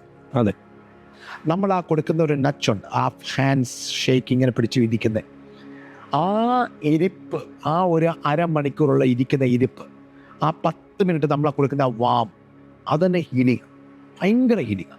എല്ലാം സംസാരിക്കണം എന്നില്ല, നമ്മുടെ ആ സാന്നിധ്യം ഉണ്ടല്ലോ, അത് ദൈവം തൻ്റെ സാന്നിധ്യമായിട്ട് അവർക്ക് നൽകി കൊടുക്കും. നമ്മൾ കൊടുക്കുന്ന ആ പാസ്റ്ററൽ കെയർ, അവരോടൊപ്പം ഇരിക്കും. നമുക്ക് മറുപടി ഇല്ലായിരിക്കും, ഒത്തിരി കാര്യത്തിൽ നമുക്ക് മറുപടി, എല്ലാത്തിനും മറുപടി പറയാൻ പറ്റത്തില്ല. അങ്ങനെ മറുപടി ഇല്ലാത്ത കേസിൽ നമുക്കൊന്നും പറയാൻ പറ്റിയില്ലെങ്കിലും അവരോടൊപ്പം ഇരിക്കുക, അവരോടൊപ്പം ആ സമയം സ്പെൻഡ് ചെയ്യുക. That it self gives A load of is. അപ്പം അങ്ങനെ എൻഡ് ഓഫ് ലൈഫ് മിനിസ്ട്രിയിൽ ഈ 2 രീതിയുണ്ട്. ഒന്ന് സഡൻ ഉണ്ട്, ഒന്ന് നമുക്ക് അറിയാം. അപ്പോൾ സഡൻ നമുക്ക് ചിലപ്പോൾ അവിടെ എത്താൻ പറ്റത്തില്ലായിരിക്കും, ഒരു ആക്സിഡൻറ്റ് കേസിൽ ആരും ഇല്ലാത്ത സമയമായിരിക്കും. പക്ഷേ നമുക്കറിയാവുന്ന ഒരു കാര്യമാണെങ്കിൽ ചെയ്യാൻ പറ്റും. ഒരനുഭവം ഞാൻ ഷെയർ ചെയ്യാം. നമ്മുടെ ചർച്ചിൽ നടന്ന ഒരു 48 വയസ്സുള്ള ഒരു വ്യക്തി അദ്ദേഹത്തിന് ക്യാൻസറായിട്ടാണ് മരിക്കുന്നത്. മരിക്കുന്ന മുമ്പേ താൻ മരിക്കുവാണെന്ന് മനസ്സിലായി. അവസാന നിമിഷം വരെ അവർ വളരെ വിശ്വാസത്തിൽ നിൽക്കുക. അല്ല, ദൈവം വെടിവെക്കും, ഞാൻ എഴുന്നേക്കും, ഞാൻ പ്രസംഗിക്കും, ഞാൻ സാക്ഷ്യം പറയും. ഈ വിശ്വാസത്തിൽ തന്നെ നിൽക്കുന്നത്. പക്ഷേ എനിക്ക് മനസ്സിലായിട്ടുണ്ട്, ആൾ പോകുക യാഥാർത്ഥ്യമത. അപ്പം ഞാൻ ആ കുടുംബത്തെ കൂട്ടി നിർത്തിയിട്ട് ഞാൻ പറഞ്ഞ കാര്യം ഇതാ, ദൈവത്തിന് വിടുവിക്കാൻ ഒരു നിമിഷം മതി, ഒരു വാക്ക് മതി. ഇനി ദൈവം വിടുവിച്ചാൽ പ്രൈസ് ഗോഡ്. ഇനി ദൈവം ഈ ഭൂമിയിൽ വിടുവിക്കുന്നില്ലെങ്കിൽ പോലും കർത്താവിൻ്റെ സന്നിധിയിലാണ് നമ്മൾ പ്രവേശിക്കുന്നത് എന്ന് പറഞ്ഞ് I had to prepare that family. ഇനിയും ഞാനൊരു കാര്യം പറയും, നമ്മൾ ഇതിനു വേണ്ടി നിൽക്കുമ്പോൾ ദൈവം നമ്മളോട് കൂടി താങ്ങായി നിൽക്കാറുണ്ട്. ഈ വ്യക്തി അവസാന ദിവസം മരിക്കാൻ പോകുന്ന സമയത്ത് ഈ വ്യക്തിയെ തൻ്റെ അവസാന ഡോക്ടർ പറഞ്ഞു വ്യക്തി പോവാന്ന് പറഞ്ഞു. ഞാൻ ഇരിപ്പുണ്ട്, എൻ്റെ ഭാര്യ ഇരിപ്പുണ്ട്, ഞങ്ങളുടെ ചർച്ചിലെ ഒരു 8-10 ആൾക്കാർ അവിടെ നിൽപ്പുണ്ട്. ഞങ്ങളെല്ലാം ആ ഹോസ്പിറ്റൽ മുറിയിൽ നിൽക്കുക. അപ്പം ഞാൻ അദ്ദേഹം ലാസ്റ്റ് ബ്രത്ത് എടുക്കുന്ന സമയം ഞാൻ പറഞ്ഞു പോകലെന്ന്, ബ്രദറെ പോകല്, വെയിറ്റ് ചെയ്യണം, മക്കളെ 2 പേരെ സ്കൂളിൽ നിന്ന് കൊണ്ടുവരാൻ വേണ്ടി ഞാൻ വിട്ടിട്ടുണ്ട്, അവർ വരുന്നത് ഇവരെ പോകലെന്ന്. ഈ മനുഷ്യൻ ലാസ്റ്റ് ബ്രത്ത് എടുക്കുന്ന ആൾ പിന്നെയും തിരിച്ചു നോർമലായിട്ട് പിന്നെ എടുക്കാൻ തുടങ്ങി. ആദ്യം മൂത്ത പയ്യൻ വന്നു. അദ്ദേഹത്തെ വന്നപ്പം തന്നെ ഞാൻ ഇദ്ദേഹത്തിൻ്റെ കൈ, ആ കുഞ്ഞിനെ തലയെ കൈ വെച്ചിട്ട് അദ്ദേഹത്തിന് പ്രാർത്ഥിക്കാൻ പറ്റത്തില്ല. ഞാൻ ഇൻറ്റർസീഡ് ചെയ്ത് പ്രാർത്ഥിക്കും. ഞാൻ പറഞ്ഞു ഞാൻ പ്രാർത്ഥിക്കാം, മനസ്സ് തുറന്ന് ഈ കുഞ്ഞിനെ അനുഗ്രഹിക്കണം. അദ്ദേഹത്തിൻ്റെ കൈയെടുത്ത് കുഞ്ഞിനെ തലയെ വെച്ചിട്ട് ഞങ്ങൾ പ്രാർത്ഥിച്ചു. അദ്ദേഹം ആ പ്രാർത്ഥന കേൾക്കുന്നുണ്ട്, അദ്ദേഹത്തിന് മനസ്സിലാകുന്നുണ്ട്. ഞാൻ ആമീൻ പറഞ്ഞപ്പോൾ താൻ ദീർഘശ്വാസത്തിൽ ആമീൻ കൊണ്ട് പറയുന്നുണ്ട്. ഭാര്യ അപ്പുറത്തിരിപ്പുണ്ട്. ഇത് കഴിഞ്ഞിട്ട് പുള്ളി ഓർത്തു ഇനി പുള്ളി പോകുക. അങ്ങനെ അവസാനം പിന്നെ ഒരു ശ്വാസം എടുക്കാൻ തുടങ്ങി. ലാസ്റ്റ് ബ്രത്ത് ഞാൻ പറഞ്ഞു പോകല്ലേ, രണ്ടാമത്തെ മോൻ വരാനുണ്ട്, വെയിറ്റ് ചെയ്യാൻ. 15 മിനിറ്റ് ശേഷമാണ് രണ്ടാമത്തെ മോനെ കൊണ്ട് ആൾ വന്നത്. ആ മോൻ അവിടെ ഇരുന്നു. ആ മോൻ്റെ തലയിൽ കൈവച്ച് പ്രാർത്ഥിച്ചു. ഞാൻ പ്രാർത്ഥിച്ചു കഴിഞ്ഞിട്ട് ലാസ്റ്റിൽ ഭാര്യയോടും 2 കുഞ്ഞുങ്ങളോടും അപ്പനും കൈ കോർത്ത് പിടിക്കാൻ പറഞ്ഞു. അങ്ങനെ കൈ കോർത്ത് പിടിച്ച്, ഇത് സാക്ഷികൾ ഒരു 10-15 പേര് അവിടെ സാക്ഷികളുണ്ട് കേട്ടോ, ഇന്നുമുണ്ട് ചർച്ചിൽ. ആ സാക്ഷികൾ ഇന്നുമുണ്ട്. ഞങ്ങൾ കരം കോർത്ത് പ്രാർത്ഥിച്ചു. ഞാൻ ആ സഹോദരിന് പറഞ്ഞു, എൻ്റെ ഭർത്താവിനോട് പറ, പൊക്കോ, ധൈര്യമായിട്ട് പൊക്കോ, ഞങ്ങൾ റിലീസ് ചെയ്യുന്നു, ഞങ്ങൾ പുറകാലെ വന്ന് കണ്ടോളാം. ധൈര്യമായിട്ട് ആ സഹോദരി ആ ഭർത്താവിനോടത് പറഞ്ഞു. മക്കൾ ഒരുമിച്ച് അപ്പോൾ ഞാൻ ലാസ്റ്റ് ഒരു പ്രാർത്ഥിച്ച് ഞാൻ റിലീസ് ചെയ്യുക. സഹോദര, ഞാൻ പേര് പറയുന്നില്ല, സഹോദര പൊക്കോ എന്ന് പറഞ്ഞപ്പോൾ ആ പ്രാർത്ഥനയിൽ താൻ ലാസ്റ്റ് തൻ്റെ ബ്രത്ത് എടുത്തിട്ട് ആ പ്രാർത്ഥന പൊക്കോ എന്ന് പറഞ്ഞപ്പോൾ അദ്ദേഹം പോകുകയും ചെയ്തു. അപ്പോൾ ഇത് ഞാൻ നിൽക്കാൻ പറഞ്ഞപ്പോൾ താൻ നിന്നതും ഇതൊരു മിറക്കിളല്ല ഞാൻ പറഞ്ഞത് കേട്ടോ. എൻ്റെ മേലോട് ദിവ്യശക്തിയില്ല, ഒന്നുമല്ല. അതെ. പക്ഷേ ദൈവം പോലും മാനിക്കുന്ന ഒരു ഭാഗമാണ്. ദൈവം മാനിക്കും നമ്മുടെ ആ ഒരു പാസ്റ്റർ മിനിസ്ട്രിയെ ദൈവം അവരെ ഓണർ ചെയ്തത്, അല്ലാതെ ഒന്നും പറയാൻ പറ്റത്തില്ല. കാരണം ഒരു വ്യക്തി മരിക്കുമല്ല, പോകല്ലേ എന്ന് പറഞ്ഞപ്പോൾ പോയില്ല, പോകാതെ ദൈവം നിർത്തി. അപ്പോൾ ആ കുഞ്ഞുങ്ങൾക്കുണ്ടായ സന്തോഷവും ആ ഭാര്യക്കുണ്ടായ സംതൃപ്തിയും ആ ഭാര്യ റിലീസ് ചെയ്തപ്പോൾ ആ ഫുൾ ഹാർട്ടും കൂടെ റിലീസ് ചെയ്തത് ഡെഫിനറ്റ്ലി ഭയങ്കര പെയിൻഫുൾ ആയിരുന്നു അവർക്ക്. ആ ഫാമിലിക്ക് അത് ഭയങ്കര പെയിൻഫുൾ ആയിരുന്നു. ഇന്നും ആ പെയിൻ ഉണ്ട്, പക്ഷേ ആ റിലീസ് ഒത്തിരി കംഫർട്ടബിൾ. സോ ഒരു പാസ്റ്റർ ഇതിനു വേണ്ടി സമയം എടുക്കുവാണെങ്കിൽ ഒത്തിരി സാക്രിഫൈസ് ഉണ്ട്. രാത്രികൾ മൊത്തം ഇരിക്കേണ്ടി വരുമായിരിക്കും, പകൽ ഇരിക്കേണ്ടി വരുമായിരിക്കും. നമ്മളെ തന്നെ ദൈവം അറിയിക്കും, ഏകദേശം ഇപ്പം ടൈം ആയില്ല നമ്മൾ തന്നെ അറിയിക്കും. അതുകൊണ്ട് അത്രയും നാളും നമ്മൾ ചെയ്തപ്പോഴെല്ലാം ആ ടൈമിൽ ദൈവം നമ്മളിവിടെ നിർത്തി. ആ ടൈമിൽ റിലീസ് ചെയ്യാൻ നമുക്ക് ദിവസമായി. അപ്പോൾ എല്ലാ പക്ഷേ ഈ ഫാമിലിയോട് നമ്മൾ പറയത്തില്ല, ഫാമിലിയോട് പറയും, ഇവരോട് സംസാരിക്കാൻ പറയും. ഞാൻ പ്രത്യേകമായി ഫാമിലിയോട് പറയാറുണ്ട്. അപ്പച്ചനാണെങ്കിൽ, അല്ലെങ്കിൽ അമ്മച്ചാണെങ്കിൽ, പിതാവാണെങ്കിൽ, മാതാവാണെങ്കിൽ അവരോട് പറ, പപ്പ ധൈര്യമായിട്ട് പൊക്കോ, ഞങ്ങൾ പുറകെ വരുന്നു. എൻ്റെ മദർ മരിക്കുന്ന മുമ്പേ ഞാൻ എൻ്റെ ഡാഡിയും കൊണ്ട് അത് ചെയ്യിപ്പിച്ചാൽ. എൻ്റെ മദർ മരിക്കാൻ കിടക്കുമ്പോൾ എൻ്റെ ഡാഡിയെയും എൻ്റെ ബ്രദേഴ്സ് സിസ്റ്റേഴ്സിനെ എല്ലാം ഞാൻ സൈഡിൽ നിർത്തി ഞങ്ങൾ കൈ കോർത്ത് പ്രാർത്ഥിച്ചു. പിന്നെ കാരണം മമ്മി 10 ദിവസമായി വെന്റിലേറ്ററിൽ കിടക്കുക. ഞങ്ങളുടെ മമ്മിയുടെ കൈ ബ്ലാക്കായി, ഇവിടുന്ന് ഈ വിരലുകൾ ബ്ലാക്കായി. ഡോക്ടർ പറഞ്ഞു ഇനിയും മമ്മി ജീവനോട് തിരിച്ചു വരുവാണെങ്കിൽ ഇത് ആംപ്യൂട്ട് ചെയ്യണം. മമ്മി ഓൾറെഡി ഒത്തിരി പ്രയാസം കൂടി കടന്നു പോയതാണ്. ഇനി ഇത് ആംപ്യൂട്ട് ചെയ്തും കൂടി മമ്മി ജീവിക്കാൻ പറ്റത്തില്ല 100%. 10 ദിവസമായി. ലാസ്റ്റ് വെന്റിലേറ്റർ എടുക്കേണ്ട സമയം വരെ അവർ പറഞ്ഞു ഞങ്ങൾ 10 ദിവസത്തിന് ശേഷം ട്രക്കോസ്റ്റോമി ചെയ്യും, വെന്റിലേറ്റർ എടുക്കണം. അപ്പോൾ ഞങ്ങളോട് ഡിസിഷൻ എടുക്കാൻ പറഞ്ഞു. ഞാൻ പറഞ്ഞു ഞാൻ ഡിസിഷൻ എടുക്കത്തില്ല, മമ്മിയുടെ ലൈഫിൻ്റെ ഡിസിഷൻ ഞാൻ എടുക്കത്തില്ല. അപ്പോൾ ഞാൻ എൻ്റെ സഹോദരനും സഹോദരിയും വിളിച്ച്, വൈഫുണ്ട്, ഞങ്ങളുടെ ഫാമിലീസ് എല്ലാം ഉണ്ട്, ഫാമിലീസും പപ്പയുണ്ട്. ഞാൻ അവരോട് പറഞ്ഞു ലെറ്റ്സ് മമ്മിയോട് ഇനിയും പറയാം, റിലീസ് ചെയ്യും മമ്മിക്ക് നമുക്ക് പ്രയാസമില്ല, പപ്പ അത് പറയണം, ഞങ്ങളും കൂടി പറയാം. ഞങ്ങളുടെ പപ്പ പറഞ്ഞു, കുഞ്ഞോളെ നീ പൊക്കോ, ഞാൻ പുറകെ വരാം, നീ പൊക്കോ, നീ ഇത്ര ഇനി പ്രയാസപ്പെടണ്ട, നീ പൊക്കോ, ഞങ്ങൾ ആർക്കും ഇവിടെ പ്രയാസമില്ല, ഞങ്ങളെല്ലാം ഒരുമിച്ച് നോളാം, കുഞ്ഞുങ്ങളുണ്ട്. അപ്പം ഞാനും എൻ്റെ ബ്രദറും എൻ്റെ സിസ്റ്ററും പറയുന്നുണ്ട്, ഞങ്ങൾ പപ്പായെ നോക്കിക്കോളാം, മമ്മിക്ക് ഒരു പ്രയാസമില്ല. ഞങ്ങളിത് പറഞ്ഞ് പ്രാർത്ഥിച്ചു. Mummy took the last breath. ഇനി നിങ്ങൾ ചോദിക്കുക, ഇത് എങ്ങനെ സംഭവിച്ചു എന്ന് ചോദിച്ചാൽ അത്ഭുതമാണോ അല്ലെങ്കിൽ ഇത് ഇങ്ങനെ ആക്സിഡൻ്റലി സംഭവിച്ചാണെന്നോ? I don't know. ഇതിൻ്റെ തിയോളജി ഒന്നും എനിക്കറിയത്തില്ല. ഇതെൻ്റെ എക്സ്പീരിയൻസാണ് ഞാൻ പറയുന്നത്. അപ്പോൾ വെന്റിലേറ്റർ ഞങ്ങൾ ഓഫ് ചെയ്തില്ല. വെന്റിലേറ്ററിൽ കിടക്കുമ്പോൾ ഞങ്ങൾ ഇത് പറഞ്ഞു, മമ്മി ലാസ്റ്റ് ബ്രെത്ത് എടുത്തു. സോ ഇത് സംഭവിക്കുമോ ചോദിച്ചാൽ സംഭവിക്കും. ഇത് ഈ രണ്ട് അനുഭവം പറഞ്ഞത് തന്നെ നമുക്ക് ശരിക്കും പറഞ്ഞാൽ ഒരു ഭയങ്കര ഒരു അങ്ങനെയൊക്കെ സംഭവിക്കുമോ ശരിക്കും പറഞ്ഞാൽ നമ്മൾ ആ ഒരു ശരിക്കും അതൊരു ഭയങ്കര അത്ഭുതമാണ് എനിക്ക് പാസ്റ്റർ പറയുമ്പോൾ തന്നെ. ആണ് ഇത് ഞാൻ പറയുന്നത്. എല്ലാ പാസ്റ്റർമാരും കഴിഞ്ഞ ദിവസം ഒരു 2 മാസം മുമ്പേ ഒരു ആൻറ്റി ചർച്ചിൽ മരിച്ചു. ആ മരിച്ച ആൻറ്റിയുടെ ഫ്യൂണറൽ സർവീസിൽ ഞാൻ ഈ കാര്യം പറഞ്ഞു. ആൻറ്റി മരിക്കാൻ നേരത്ത് ഞാൻ പ്രാർത്ഥിച്ച ആൻറ്റിയെ വിട്ടത്. ഞങ്ങൾ ഫാമിലിയായിട്ട് പ്രിപ്പയർ ചെയ്തു, അവരെയും കൊണ്ട് റിലീസ് ചെയ്യിപ്പിച്ചു, പറഞ്ഞു ധൈര്യമായിട്ട് പൊക്കു, കുഴപ്പമില്ല, ഞങ്ങൾ പറഞ്ഞു വരുന്നു, കഷ്ടപ്പെടണ്ട. ഞങ്ങൾ ഒരുമിച്ച് കരം കോർത്തു പ്രാർത്ഥിച്ചു. ആൻറ്റി പോയി. ഞങ്ങളുടെ മുമ്പിൽ ആൻറ്റി പോകുന്നത്. ആൻറ്റിയുടെ ഫ്യൂണറൽ സർവീസ് ഞാൻ ഈ കാര്യങ്ങളെല്ലാം പറഞ്ഞപ്പോൾ ഒരു പ്രായമുള്ള ഒരു ആൻറ്റി, ഒരു പാസ്റ്ററിൻ്റെ വൈഫാണ്. ആ ആൻറ്റി എന്നോട് പറയുക, പാസ്റ്ററെ ഇതിനെക്കുറിച്ച് പാസ്റ്റർ ക്ലാസ് എടുക്കാമോ? എല്ലാ പാസ്റ്റർമാരും ചെയ്യണം. ആൻറ്റി പറയാം, ആൻറ്റി എൻ്റെ ചർച്ചിലെ മെമ്പർ അല്ല, ആൻറ്റി വേറൊരു ചർച്ചിലെ മെമ്പറാണ്, ഒരു പാസ്റ്റർ ആൻറ്റിയാണ്. ആൻറ്റി പറയുക, എനിക്കറിയത്തില്ല, എൻ്റെ മരണസമയത്ത് എനിക്ക് ഇങ്ങനൊരു അവസരം കിട്ടുമ്പോൾ പാസ്റ്റർ ഒന്ന് ഇത് പറയണം, നമ്മളെ പാസ്റ്റർമാരെ കൂടെ ഒന്ന് പറയണം. അപ്പോൾ ഞാൻ പറയുന്നത് എല്ലാ പാസ്റ്റർമാരും ഇതിനെക്കുറിച്ച് ഇങ്ങനൊരു മിനിസ്ട്രി ഉണ്ട്. ഇത് നമ്മുടെ അത്യാവശ്യം. നമ്മളൊരാൾ മരിച്ചു കഴിഞ്ഞിട്ടല്ല അവിടെ എത്തേണ്ടത്, അല്ലെങ്കിൽ മരിച്ചു കഴിഞ്ഞാൽ നിങ്ങൾ അറിയിച്ചാൽ മതി, ഞങ്ങൾ വന്നോളാം. ഒരു ബോഡി മോർഗിൽ പോകാൻ വേണ്ടി അല്ല പാസ്റ്റർമാർ വരേണ്ടത്. പാസ്റ്റർമാർ വരേണ്ടിയത് ആ ബോഡി മരിക്കുന്ന മുമ്പേ ആ പാസ്റ്റർ. പിന്നെ ബോഡി മോർഗിൽ ആര് കൊണ്ടുപോയോ ആരെടുത്തോ അവിടത്തെ പോയി പ്രാർത്ഥിച്ചിട്ട് കഥയില്ല. ഒരു ബോഡി മോർഗിൽ കൊണ്ടുവന്ന് മുമ്പേ പ്രാർത്ഥന, പിന്നെ മോർഗിൽ നിന്ന് എടുക്കുമ്പോഴൊരു പ്രാർത്ഥന, ആംബുലൻസിൽ പ്രാർത്ഥന, ഇത് മറ്റൊരു കഥയില്ല. ആ വ്യക്തിക്ക് പ്രാർത്ഥന വേണ്ടി ആ മരിക്കുന്ന സമയത്ത്, ആ കുടുംബത്തിന് വേണ്ടി ആ സമയത്ത്. പിന്നെ ആ കുടുംബം നിങ്ങളെ ഒരു നാളും മറക്കത്തില്ല.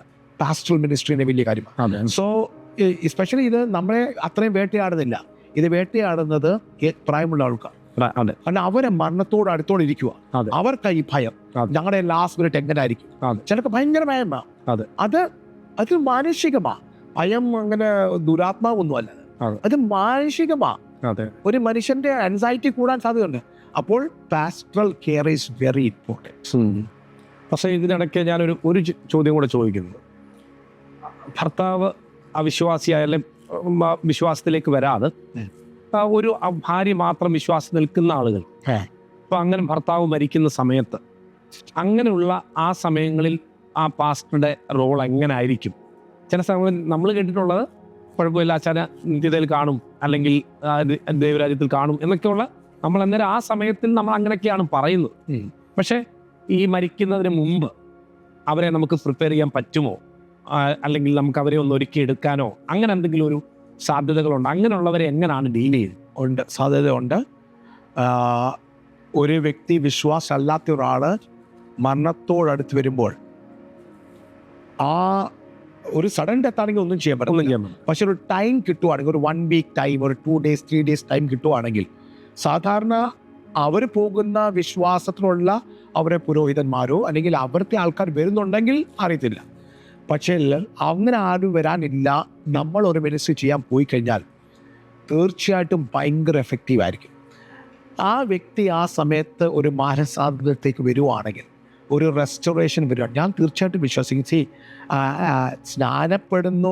സ്നാനപ്പെട്ടോ ഇല്ലയോ, സ്നാനപ്പെടാൻ ഒത്തിരി അവസരങ്ങൾ ഉണ്ടായിരുന്നു. ഇതൊക്കെ നമ്മൾ പറയുമ്പോൾ പോലും നമ്മളെക്കാട്ടിലും വ്യത്യസ്തമായിട്ടാണ് ദൈവം ചിന്തിക്കും.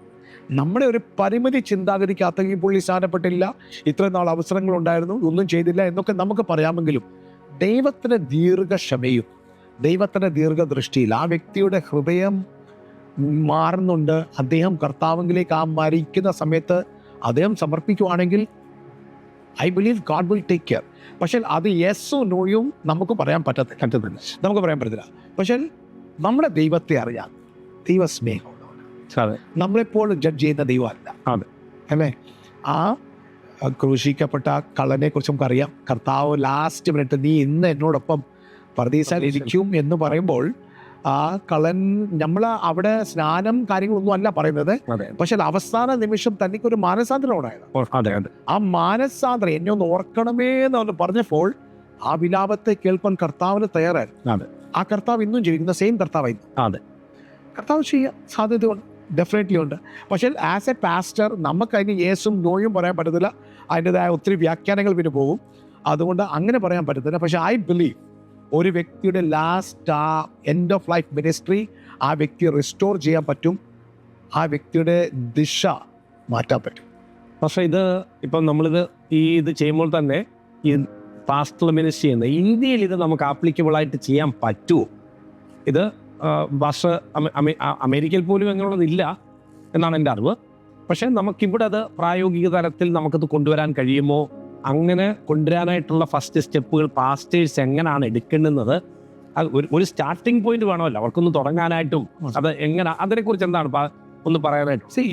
ഈവൻ യുണൈറ്റഡ് സ്റ്റേറ്റ്സിലും ചില ദിവസമാരുണ്ട് കേട്ടോ, അവർ വളരെ കേപ്പബിൾ അതിനകത്ത് ചെയ്യുന്നവരുണ്ട്, ധൈര്യമായിട്ട് പോയി കുടുംബത്തോട് സംസാരിക്കുന്നവരുണ്ട് കേട്ടോ.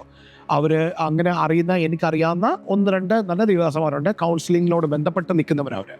അപ്പോൾ അങ്ങനെ അവർക്ക് ആ കൗൺസിലിംഗ് ചെയ്യുന്ന ഒരു എക്സ്പീരിയൻസ് ഉള്ളതും കൊണ്ടും അവർ ഈ വക കാര്യങ്ങൾ ഹാൻഡിൽ ചെയ്യാറുണ്ട് എന്നാ എൻ്റെ അറിവ്. ഇന്ത്യയിൽ ഞാൻ അത്രയും കണ്ടിട്ടില്ല, എനിക്കറിയത്തില്ല. എനിക്ക് ഇന്ത്യയിലും റെയർ ആയിട്ടുള്ള പാസ്റ്റർമാർ, നല്ല കെയർ കൊടുക്കുന്ന പാസ്റ്റർമാരുണ്ട്. ഇൻഡിവിജ്വൽ എൻഡ് ഓഫ് ലൈഫ് മിനിസ്ട്രിയെ കുറിച്ച് ബോധവാന്മാരുണ്ടോ എന്ന് എൻ്റെ അറിയത്തില്ല. ഉണ്ടെങ്കിൽ നല്ല കാര്യമാണ്. പക്ഷേ ഇത് ഒരു പാസ്റ്ററൽ കെയറിൽ എൻഡ് ഓഫ് ലൈഫ് മിനിസ്ട്രി ഒരു ഹോളിസ്റ്റിക് മിനിസ്ട്രി ആണെന്ന് മനസ്സിലാക്കിയാൽ അത് ഒരു അവയർനെസ് വേണം. ഞാൻ പറയുന്നത് പാസ്റ്റർമാർക്ക് അവയർനെസ് വേണം. Continuous education is very important in pastor ministry.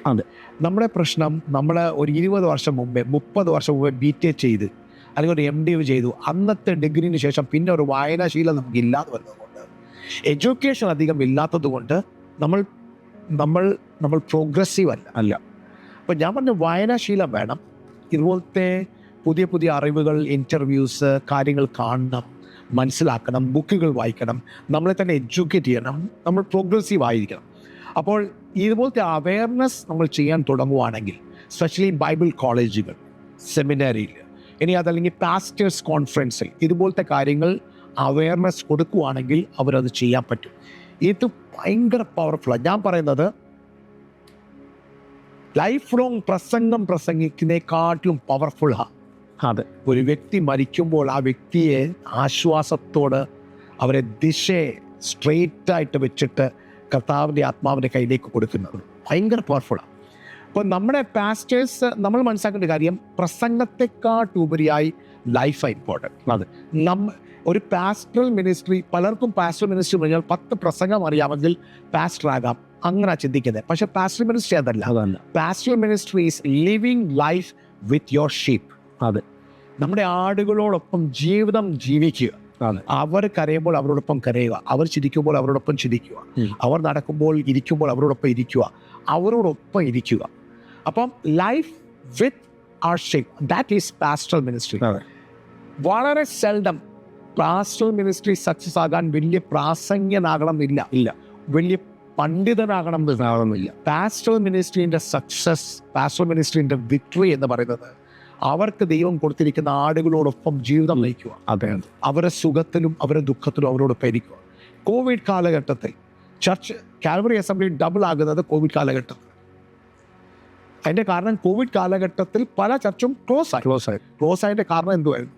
അവിടുത്തെ വിശ്വാസികളെ നോക്കാൻ പാസ്റ്റർമാർ തയ്യാറായില്ല. പല വിശ്വാസികൾ മരിക്കുമ്പോഴും അവരുടെ വീടുകളിൽ പോയിട്ടില്ല. അവരവരുടെ ഹെൽത്ത് നോക്കി, കാര്യങ്ങൾ നോക്കി അവർ നിന്നു. വാസ്തവമാണ്, ചെയ്യണം, നല്ല കാര്യം. പക്ഷേ അവരുടെ സ്വന്തം വിശ്വാസി മരിക്കുമ്പോൾ, അവർക്ക് ആഹാരമില്ലാതെ വിഷമിക്കുമ്പോൾ നമ്മുടെ റോൾ എന്തുവായിരുന്നു? ഞങ്ങളുടെ കോവിഡ് കാലഘട്ടത്തിൽ ഞങ്ങളൊരു ടീം ഉണ്ടാക്കി ഓരോ ഭവനങ്ങളിൽ അവർക്ക് ഫുഡ് കൊണ്ടു കൊടുക്കുക. ഒരാൾ സിക്കായി കഴിഞ്ഞാൽ മെഡിസിൻ അവിടെ എത്തിക്കുക. നമ്മൾ ആ ഒരു മിനിസ്ട്രി അവരോടൊപ്പം ഞങ്ങൾ വീട്ടിൽ ഇരുന്നിട്ടില്ല. കോവിഡ് കാലഘട്ടത്തിൽ മൊത്തം ഓരോ വ്യക്തികളുടെ വീടുകളിൽ പോയി ഫുഡ് കൊടുക്കുന്നു, അത് കൊടുക്കുന്നു. ഒരാൾ സിക്കാകാത്ത ആൾക്കാർ ചെയ്യുന്നു, ആ ആൾ സിക്കായാൽ മറ്റേ റിക്കവർ ചെയ്ത ആൾക്കാർ ചെയ്യുന്നു. ഞങ്ങൾ അകത്ത് വീട്ടിൽ പോകത്തില്ല, ഫ്രണ്ടിൽ കൊണ്ട് വെച്ചിട്ട് വരും. അവരോട് പറയും തുറന്ന് എടുത്തോളാൻ പറയും. സോ കണക്ഷൻ എപ്പോഴും ഫോൺ കണക്ഷനില്ല, ഓരോ വ്യക്തിക്ക് വേണ്ടി പ്രാർത്ഥിക്കുന്നു. സോ ഈ കണക്ഷൻ ആയിരുന്നു കോവിഡ് കാലഘട്ടത്തിൽ കാൽവറിയെ ഡബിളാക്കി. ഞങ്ങളുടെ ചർച്ച് ഏറ്റവും കൂടുതൽ ഇൻക്രീസ് ആയത് കോവിഡ് കാലഘട്ടത്തിൽ. So when we R together, നമ്മൾ ഒരുമിച്ച് നിൽക്കുമ്പോൾ ആ പാസ്റ്ററൽ കെയറിനെ ആർക്കും വെല്ലാൻ പറ്റുന്നില്ല. സോ ഞാൻ പറഞ്ഞ അവയർനെസ് കൊടുക്കുക, ഇതുപോലുള്ള കാര്യങ്ങൾ പാസ്റ്ററൽ മിനിസ്ട്രി, പാസ്റ്ററൽ കോൺഫറൻസസ് ഉണ്ടല്ലോ, ആ കോൺഫറൻസുകളിൽ പാസ്റ്ററിൻ്റെ ഷെപ്പേർഡിങ്ങിനെ കുറിച്ച് കൂടുതൽ സംസാരിക്കുക. ആ തലത്തിലേക്ക് പോകുകയാണെങ്കിൽ നിശ്ചയമായിട്ടും അതൊരു ബ്ലെസ്സിങ് ആയിരിക്കും. ശരിക്കും സെമിനാറുകളിൽ നമ്മളിപ്പോൾ തിയോളജിക്കൽ സ്റ്റഡീസ് ചെയ്യുന്ന ആളുകൾക്ക് പോലും ഇങ്ങനെയുള്ള ബോധവൽക്കരണം കൊടുത്താൽ അടുത്ത പാസ്റ്റേഴ്സായിട്ട് വരുന്ന അവരാണല്ലോ. അപ്പം അവരെ ഇക്വിപ്പ് ചെയ്യാൻ പറ്റും. പിന്നെ സഭാതലത്തിൽ ലീഡേഴ്സ് പോലും ഈ ഇപ്പോഴുള്ള എക്സിസ്റ്റിംഗ് പാസ്റ്റർമാർക്ക് ട്രെയിനിങ്ങുകൾ കണ്ടിന്യൂ അപ്ഗ്രേഡ് ചെയ്യാനായിട്ട് ഒരു ഇനിഷ്യേറ്റീവ് എടുത്താലും എനിക്ക് തോന്നുന്നു ഈ ഒരു കാര്യത്തിനകത്ത് ഒരു വലിയ തീർച്ചയായിട്ടും ഇത് അധികം ഞാൻ പഠിച്ചത് ചാപ്ലൻസി കോഴ്സ്. ഞാൻ ചാപ്ലൻസി കോഴ്സിൻ്റെ യൂണിറ്റ് ചെയ്തിട്ടുണ്ട്. അപ്പം ചാപ്ലൻസി കോഴ്സിലായിരുന്നു ഞാൻ ഈ എൻഡ് ഓഫ് ലൈഫ് മിനിസ്ട്രിയെക്കുറിച്ചും ഹോസ്പീസ് മിനിസ്ട്രിയെക്കുറിച്ചും കൂടുതൽ മനസ്സിലാക്കിയത്. അപ്പോൾ ആ ചാപ്ലിൻ മിനിസ്ട്രി, ആ ഹോസ്പീസ് മിനിസ്ട്രി, അതിനെ ഞാൻ ഒരു ഷെപ്പേർഡിങ് മിനിസ്ട്രിക്കകത്ത് ഫെയ്ത്ത് ബേസിനകത്ത് ഞാൻ അമാൽഗമേറ്റ് ചെയ്തതേ ഉള്ളൂ, മിക്സ് ചെയ്യുന്നേ ഉള്ളൂ. അപ്പോൾ എനിക്ക് മനസ്സിലായത് ഞാൻ എൻ്റെ സെമിനാരിൽ പഠിക്കാത്ത കാര്യങ്ങളായിരുന്നു ചാപ്ലിൻ മിനിസ്ട്രി പഠിച്ചത്, അല്ലെങ്കിൽ ഹോസ്പീസ് മിനിസ്ട്രി ചാപ്ലിൻസി ചെയ്യുമ്പോൾ പഠിച്ചത്. അപ്പോൾ ഹോസ്പിറ്റലുകളിൽ നമുക്കത് ചെയ്യാമെങ്കിൽ ചർച്ചുകളിൽ അത് ചെയ്യാൻ പറ്റും. അപ്പം ഞാൻ പറയുന്ന കാര്യം, നമ്മുടെ കോഴ്സസിനകത്ത് ഇതൊന്ന് ആഡ് ചെയ്യുവാണെങ്കിൽ, ഈ ചാപ്ലൻസി കോഴ്സസ് ത്രൂ എങ്ങനെ ഒരു ഷെപ്പേർഡിങ് ചെയ്യാൻ പറ്റുന്നത് അത് ആഡ് ചെയ്യുവാണെങ്കിൽ വളരെ ബ്ലെസ്സിങ് ആയിരിക്കും. എനിക്ക് തോന്നുന്നു ഈ പാസ്റ്ററൽ മിനിസ്ട്രിയിൽ പാസ്റ്റർ കൗൺസിലിംഗൂടെ നമ്മുടെ ആളുകൾ ഇക്വിപ്പ് ചെയ്താലേ ഇത് കുറച്ചുകൂടെ എഫക്റ്റീവ് ആകത്തുള്ളൂ എൻ്റെ ഒരു ചിന്ത. പാസ്റ്റർ ഒരു കൗൺസിലിംഗ് ഉണ്ട്. കാരണം എങ്ങനെയാണ് ആൾക്കാരോട് സംസാരിക്കേണ്ടത്, ഡീൽ ചെയ്യേണ്ടത്, അതിനെക്കുറിച്ച് എന്താണ് ആ കൗൺസിലിങ്ങുമായിട്ട് ഒരു പാസ്റ്റർ മിനിസ്ട്രിയിലുള്ള കൗൺസിലിംഗ് എങ്ങനെയാണത്? കൗൺസിലിംഗ് വളരെ ഇമ്പോർട്ടൻ്റ് ആയിരിക്കും. പാസ്റ്ററൽ മിനിസ്ട്രിയിൽ പാസ്റ്ററൽ കൗൺസിലിംഗ് ഡിഫറെൻറ്റാണ്. അപ്പോൾ തന്നെ മെൻ്റൽ ഹെൽത്ത് കൗൺസിലിംഗ് ഉണ്ട്, ക്ലിനിക്കൽ മെൻ്റൽ ഹെൽത്ത് കൗൺസിലിംഗ് ഉണ്ട്, ഫാമിലി തെറാപ്പി കൗൺസിലിംഗ് ഉണ്ട്, പല കൗൺസിലിംഗ് ഉണ്ട്. എല്ലാ പാസ്റ്റേഴ്സും എല്ലാ കൗൺസിലിംഗ് ചെയ്യാൻ പറ്റത്തില്ലായിരിക്കും. പക്ഷേ ദർ ആർ ഷോർട്ട് കോഴ്സസ്, വളരെ ഷോർട്ട് കോഴ്സസ് ഉണ്ട് കൗൺസിലിംഗ് ഒരു പാസ്റ്ററിന് ചെയ്യാൻ പറ്റുന്നത്. ഞാൻ അതിനൊരു മാസ്റ്റേഴ്സ് ഞാൻ ചെയ്തിട്ടുണ്ട്, masters in clinical mental health counselling. അപ്പോൾ ആ കൗൺസിലിംഗ് ചെയ്ത ആ ഒരു കോഴ്സിനകത്ത് എനിക്ക് ഒത്തിരി ഹെൽപ്പായി. പക്ഷേ അതൊരു കോഴ്സ് വലിയ കോഴ്സാണ്, എല്ലാവർക്കും അത് ചെയ്യാൻ പറ്റണമെന്നില്ല. പക്ഷേ അതിൻ്റെ ഷോർട്ട് കോഴ്സസ് ഉണ്ട്, 3 months 6 months കോഴ്സസ് ഉണ്ട്. പാസ്റ്റേഴ്സ് ചെയ്യുവാണെങ്കിൽ അത് വളരെ അത്യാവശ്യമാണ്. എസ്പെഷ്യലി നമ്മുടെ ചർച്ചുകളിൽ മെൻ്റൽ ഹെൽത്ത് അവയർനെസ് ഇല്ല, ക്ലിനിക്കൽ മെൻ്റൽ ഹെൽത്ത് അവയർനെസ് ഇല്ല. എസ്പെഷ്യലി പെന്റിക്കോസ്റ്റൽ ചർച്ചസിനകത്ത് നമുക്ക് 2 രീതിയുള്ളൂ, ഒന്നെങ്കിൽ ദുരാത്മാവ് അല്ലെങ്കിൽ നല്ല ആത്മാവ്. ഒരു വ്യക്തി മെൻ്റലി ചാലഞ്ച്ഡായി മെൻ്റൽ ഹെൽത്ത് ഇഷ്യൂ ആയിരിക്കുമ്പോഴും അതിനെ ദുരാത്മാവായി വ്യാഖ്യാനിക്കുന്ന ഒത്തിരി പാസ്റ്റർമാരുണ്ട്. അത് നമ്മുടെ എഡ്യൂക്കേഷൻ്റെ കുറവുകൊണ്ടാണ്, നമുക്ക് എഡ്യൂക്കേഷൻ ഇല്ലാത്തത് കൊണ്ടാണ്. ഒരാൾ മെൻ്റൽ ഹെൽത്ത് ആണെങ്കിൽ മെൻ്റൽ ഹെൽത്ത് ആണെന്ന് മനസ്സിലാകണം. ചർച്ചകളിൽ മെൻ്റൽ ഹെൽത്തിന് ഒത്തിരി പേരുണ്ട്. മെൻ്റൽ ഹെൽത്ത് നമുക്കൊരു ടാബു, അത് ആരും പറയത്തില്ല, ഭയമാണ്. പറഞ്ഞാൽ നമ്മുടെ കൾച്ചർ അനുവദിക്കത്തില്ല. ഒരാൾക്കും ഡിപ്രഷനാ, എൻസൈറ്റിയാ, ഒരാൾക്ക് സ്കിസോഫ്രീനിയ, ബൈപ്പോളാറാ. ഇതൊന്നും നമ്മൾ മനസ്സിലാക്കാതെ അവരെല്ലാം ദുരാത്മാവാന്ന് പറഞ്ഞൊരു വ്യാഖ്യാനമുണ്ട്. അവർക്ക് വേണ്ടി പ്രാർത്ഥിക്കുക. അപ്പം ഞാൻ ചോദിക്കുന്ന ഒറ്റ ചോദ്യമുണ്ട്. ഓക്കെ, ഒരു ഹാർട്ട് ഡിസീസ് വരുമ്പോൾ നിങ്ങൾ പറയുമോ ദുരാത്മാവാണെന്ന്? പറയത്തില്ല. ഒരു കിഡ്നി ഡിസീസ് വരുമ്പോൾ ദുരാത്മാവെന്ന് പറയുമോ? പറയത്തില്ല. പിന്നെ ഒരു ബ്രെയിൻ ഡിസീസ് എന്തുകൊണ്ടാണ് ദുരാത്മാവെന്ന് പറയുന്നത്? ബ്രെയിൻ ഡിസീസ്, അത് ബ്രെയിനിൻ്റെ കെമിക്കൽ ഇംബാലൻസസ്. ഒരാൾ ഉറക്കാൻ പറ്റുന്നില്ല ബിക്കോസ് ഓഫ് ഇംബാലൻസ്. ഒരാൾക്ക് അധികം എൻസൈറ്റി വരുന്നു, അത് കെമിക്കൽ ഇംബാലൻസാണ്. ഡിപ്രഷൻ ഒരു കെമിക്കൽ ഇംബാലൻസാണ്. സ്കിസോഫ്രീനിയ, അവർക്ക് ഓഡിബിളായിട്ട് കേൾക്കാൻ പറ്റും. ഒരാൾ വ്യക്തി സംസാരിച്ചുകൊണ്ടിരിക്കുക, നിന്നെ തന്നെ കൊല്ല്, നിന്നെ തന്നെ കൊല്ല്, നിന്നെ തന്നെ കൊല്ല്. അപ്പോൾ murder your self, kill your self എന്ന് ഒരാൾ ഓഡിബിൾ ഹാലൂസിനേഷൻ ഉണ്ട്. അതുപോലെ വിസിബിൾ ഹാലൂസിനേഷൻ ഉണ്ട്. അവർ കാണുന്നുണ്ട്, അയ്യോ ആരും വരുന്നു, അതുകൊണ്ട് ഒരാൾ വന്നു, എന്നെ കൊല്ലാൻ വരുന്നു, എന്നെ കൊല്ലാൻ. ഇതൊരു വിഷ്വൽ ഹാലൂസിനേഷനാണ്. ഇതെല്ലാം സംഭവിക്കുന്നത് ബ്രെയിൻ ഇംബാലൻസാണ്, ബ്രെയിനിൻ്റെ അകത്ത് കെമിക്കൽ ഇംബാലൻസാണ്. അപ്പോൾ ഹാർട്ട് ഡിസീസ് നമുക്ക് അംഗീകരിക്കാൻ പറ്റും, കിഡ്നി ഡിസീസ് അംഗീകരിക്കാൻ പറ്റും. എന്തുകൊണ്ട് ബ്രെയിൻ ഡിസീസ് അംഗീകരിക്കാൻ പറ്റുന്നില്ല? ഈ ടാബു, ഈ ഒരു ഫിയർ നമ്മുടെ കൾച്ചറിനകത്തുനിന്ന് മാറ്റണം, അവയർനെസ് കൊടുക്കണം. അപ്പം നമ്മുടെ ചർച്ചകളിൽ പാസ്റ്റേഴ്സ് അവരെ കൗൺസിൽ ചെയ്യാനും ഐഡൻറ്റിഫൈ ചെയ്യാനും മനസ്സിലാക്കണം. നമ്മൾ ചിലപ്പോൾ ഒരു സൈക്കാട്രിസ്റ്റ് അല്ലായിരിക്കും, പക്ഷേ ഒരു വ്യക്തി ബിഹേവിയർ കണ്ടിട്ട് ഇദ്ദേഹത്തിനൊരു മെൻ്റൽ ഇഷ്യൂ ഉണ്ടെന്ന് അറിഞ്ഞു കഴിഞ്ഞാൽ ആ കുടുംബത്തെ അത് ബോധവൽക്കരണം ചെയ്ത് സൈക്കാട്രിസ്റ്റിൻ്റെ അടുത്ത് വിടാം, അതൊക്കെ മാറി നിൽക്കേണ്ട സമയമല്ല. നമുക്കൊക്കെ ഒത്തിരി അഡ്വാൻസ് ആകേണ്ട സമയമായി. അമേരിക്കൻ ചർച്ചസിൽ ഇതിപ്പം ഒത്തിരി ഓപ്പണായി. ഞാൻ എൻ്റെ ചർച്ചസിൽ ചലഞ്ചസ് അനുഭവിച്ചിട്ടുണ്ട്. ആ ഒരു മെൻ്റൽ ഹെൽത്തിൻ്റെ വലിയ ചലഞ്ച് അനുഭവിച്ചതിന് ശേഷമാണ് ഞാൻ തീരുമാനമെടുത്തത്. ഞാൻ ചർച്ചിൽ ഒരിക്കലും ചിന്തിക്കാത്തൊരു സംഭവം സംഭവിച്ചിട്ടുണ്ട്. ഞങ്ങളുടെ ഇടയിൽ ഒരു യുവ സഹോദരിയുടെ ഒരു സംഭവമുണ്ട്. ആ സംഭവം സംഭവിച്ചു കഴിഞ്ഞപ്പോഴാണ് ഞാൻ തീരുമാനമെടുത്തത്. I was not equipped to handle that situation. ഞാൻ ആ സിറ്റുവേഷൻ ഹാൻഡിൽ ചെയ്യാൻ എക്യുപ്പല്ലായിരുന്നു. അതുകൊണ്ട് ഞാൻ തീരുമാനമെടുത്തു, ഈ സിറ്റുവേഷൻ ഹാൻഡിൽ ചെയ്യാൻ ഞാൻ പഠിക്കണം. അതുകൊണ്ട് മാത്രമാണ് ഈ ഒരു മാസ്റ്റേഴ്സ് പഠിക്കാൻ പോയത്, എന്നെ തന്നെ എക്യുപ്പ് ചെയ്യാൻ വേണ്ടി. പക്ഷേ എല്ലാ പാസ്റ്റേഴ്സും അത് ചെയ്യണമെന്നില്ല. പക്ഷേ അറ്റ്ലീസ്റ്റ് കൗൺസിലിംഗ് ഒരു വലിയ ഭാഗമാണ്. ചർച്ചകളിൽ കൗൺസിലിംഗ് ചെയ്യണം. പല തരത്തിൽ കൗൺസിലിംഗ് ഉണ്ട്. ഫാമിലി കൗൺസിലിംഗ് ഉണ്ട്, മാരിറ്റൽ കൗൺസിലിംഗ് ഉണ്ട്, പ്രീ മാരിറ്റൽ കൗൺസിലിംഗ് ഉണ്ട്, പോസ്റ്റ് മാരിറ്റൽ കൗൺസിലിംഗ് ഉണ്ട്, പിന്നെ ഇതുപോലത്തെ മെൻ്റൽ ഹെൽത്ത് കൗൺസിലിംഗ്സ് ഉണ്ട്, ഫൈനാൻഷ്യൽ കൗൺസിലിംഗ് ഉണ്ട്, കരിയർ കൗൺസിലിംഗ് ഉണ്ട്. ഇതെല്ലാം ചർച്ചകളിൽ ഹോളിസ്റ്റിക് അപ്രോച്ചുണ്ട്. ചർച്ച ഉപവാസ പ്രാർത്ഥനയും കൺവെൻഷനും ക്രൂസൈഡും മാത്രമല്ല, ഒരു വ്യക്തിയുടെ ഹോളിസ്റ്റിക് ഡെവലപ്മെൻറ്റിലേക്ക് ചർച്ച നോക്കണം. അത് കുഞ്ഞുങ്ങളായിക്കോട്ടെ, യൂത്ത്സ് ആയിക്കോട്ടെ, പ്രായമുള്ളവരെ നമ്മൾ തള്ളാൻ പാടില്ല. അവർക്ക് കടന്നു പോകുന്ന ഒത്തിരി മാനസിക ഇഷ്യൂസ് ഉണ്ട്. അവരെ കരുതണം, സീനിയേഴ്സിനെ പ്രത്യേകമായി കരുതണം. അപ്പോൾ അവരെയും കരുതണം, കുഞ്ഞുങ്ങളെയും കരുതണം. സോ കൗൺസിലിംഗ് വളരെ ഇമ്പോർട്ടൻ്റ് ആയിരിക്കും. നമ്മുടെ പല ചർച്ചകളിലും ഈ മെൻ്റൽ ഹെൽത്ത് ഇഷ്യൂസ് ഉള്ള, ഡിപ്രഷനുള്ള, ആൻസൈറ്റീസ് ഉള്ള അങ്ങനെയുള്ള ആളുകളെ ഒരു പാസ്റ്റർ എന്ന നിലയിൽ അവർ എങ്ങനായിരിക്കണം? ഇപ്പം നമ്മൾ സാധാരണ അവർക്ക് അങ്ങനെ ഒരു പ്രോബ്ലം വന്നു കഴിഞ്ഞാൽ എന്തെങ്കിലും ഭൂതം ബാധിച്ചെന്നോ അല്ലെങ്കിൽ എന്തെങ്കിലും പ്രശ്നമുണ്ടെന്നോ ഒക്കെ പറഞ്ഞ് നമ്മൾ വേറൊരു നിലയിലായിരിക്കും പാസ്റ്റർമാരുടെ അടുത്ത് പ്രാർത്ഥിക്കാൻ കൊണ്ടുപോകുക. അങ്ങനെയൊക്കെ ആയിരിക്കും നമ്മൾ സാധാരണ പെട്ടെന്ന് ചെയ്യുന്നത്.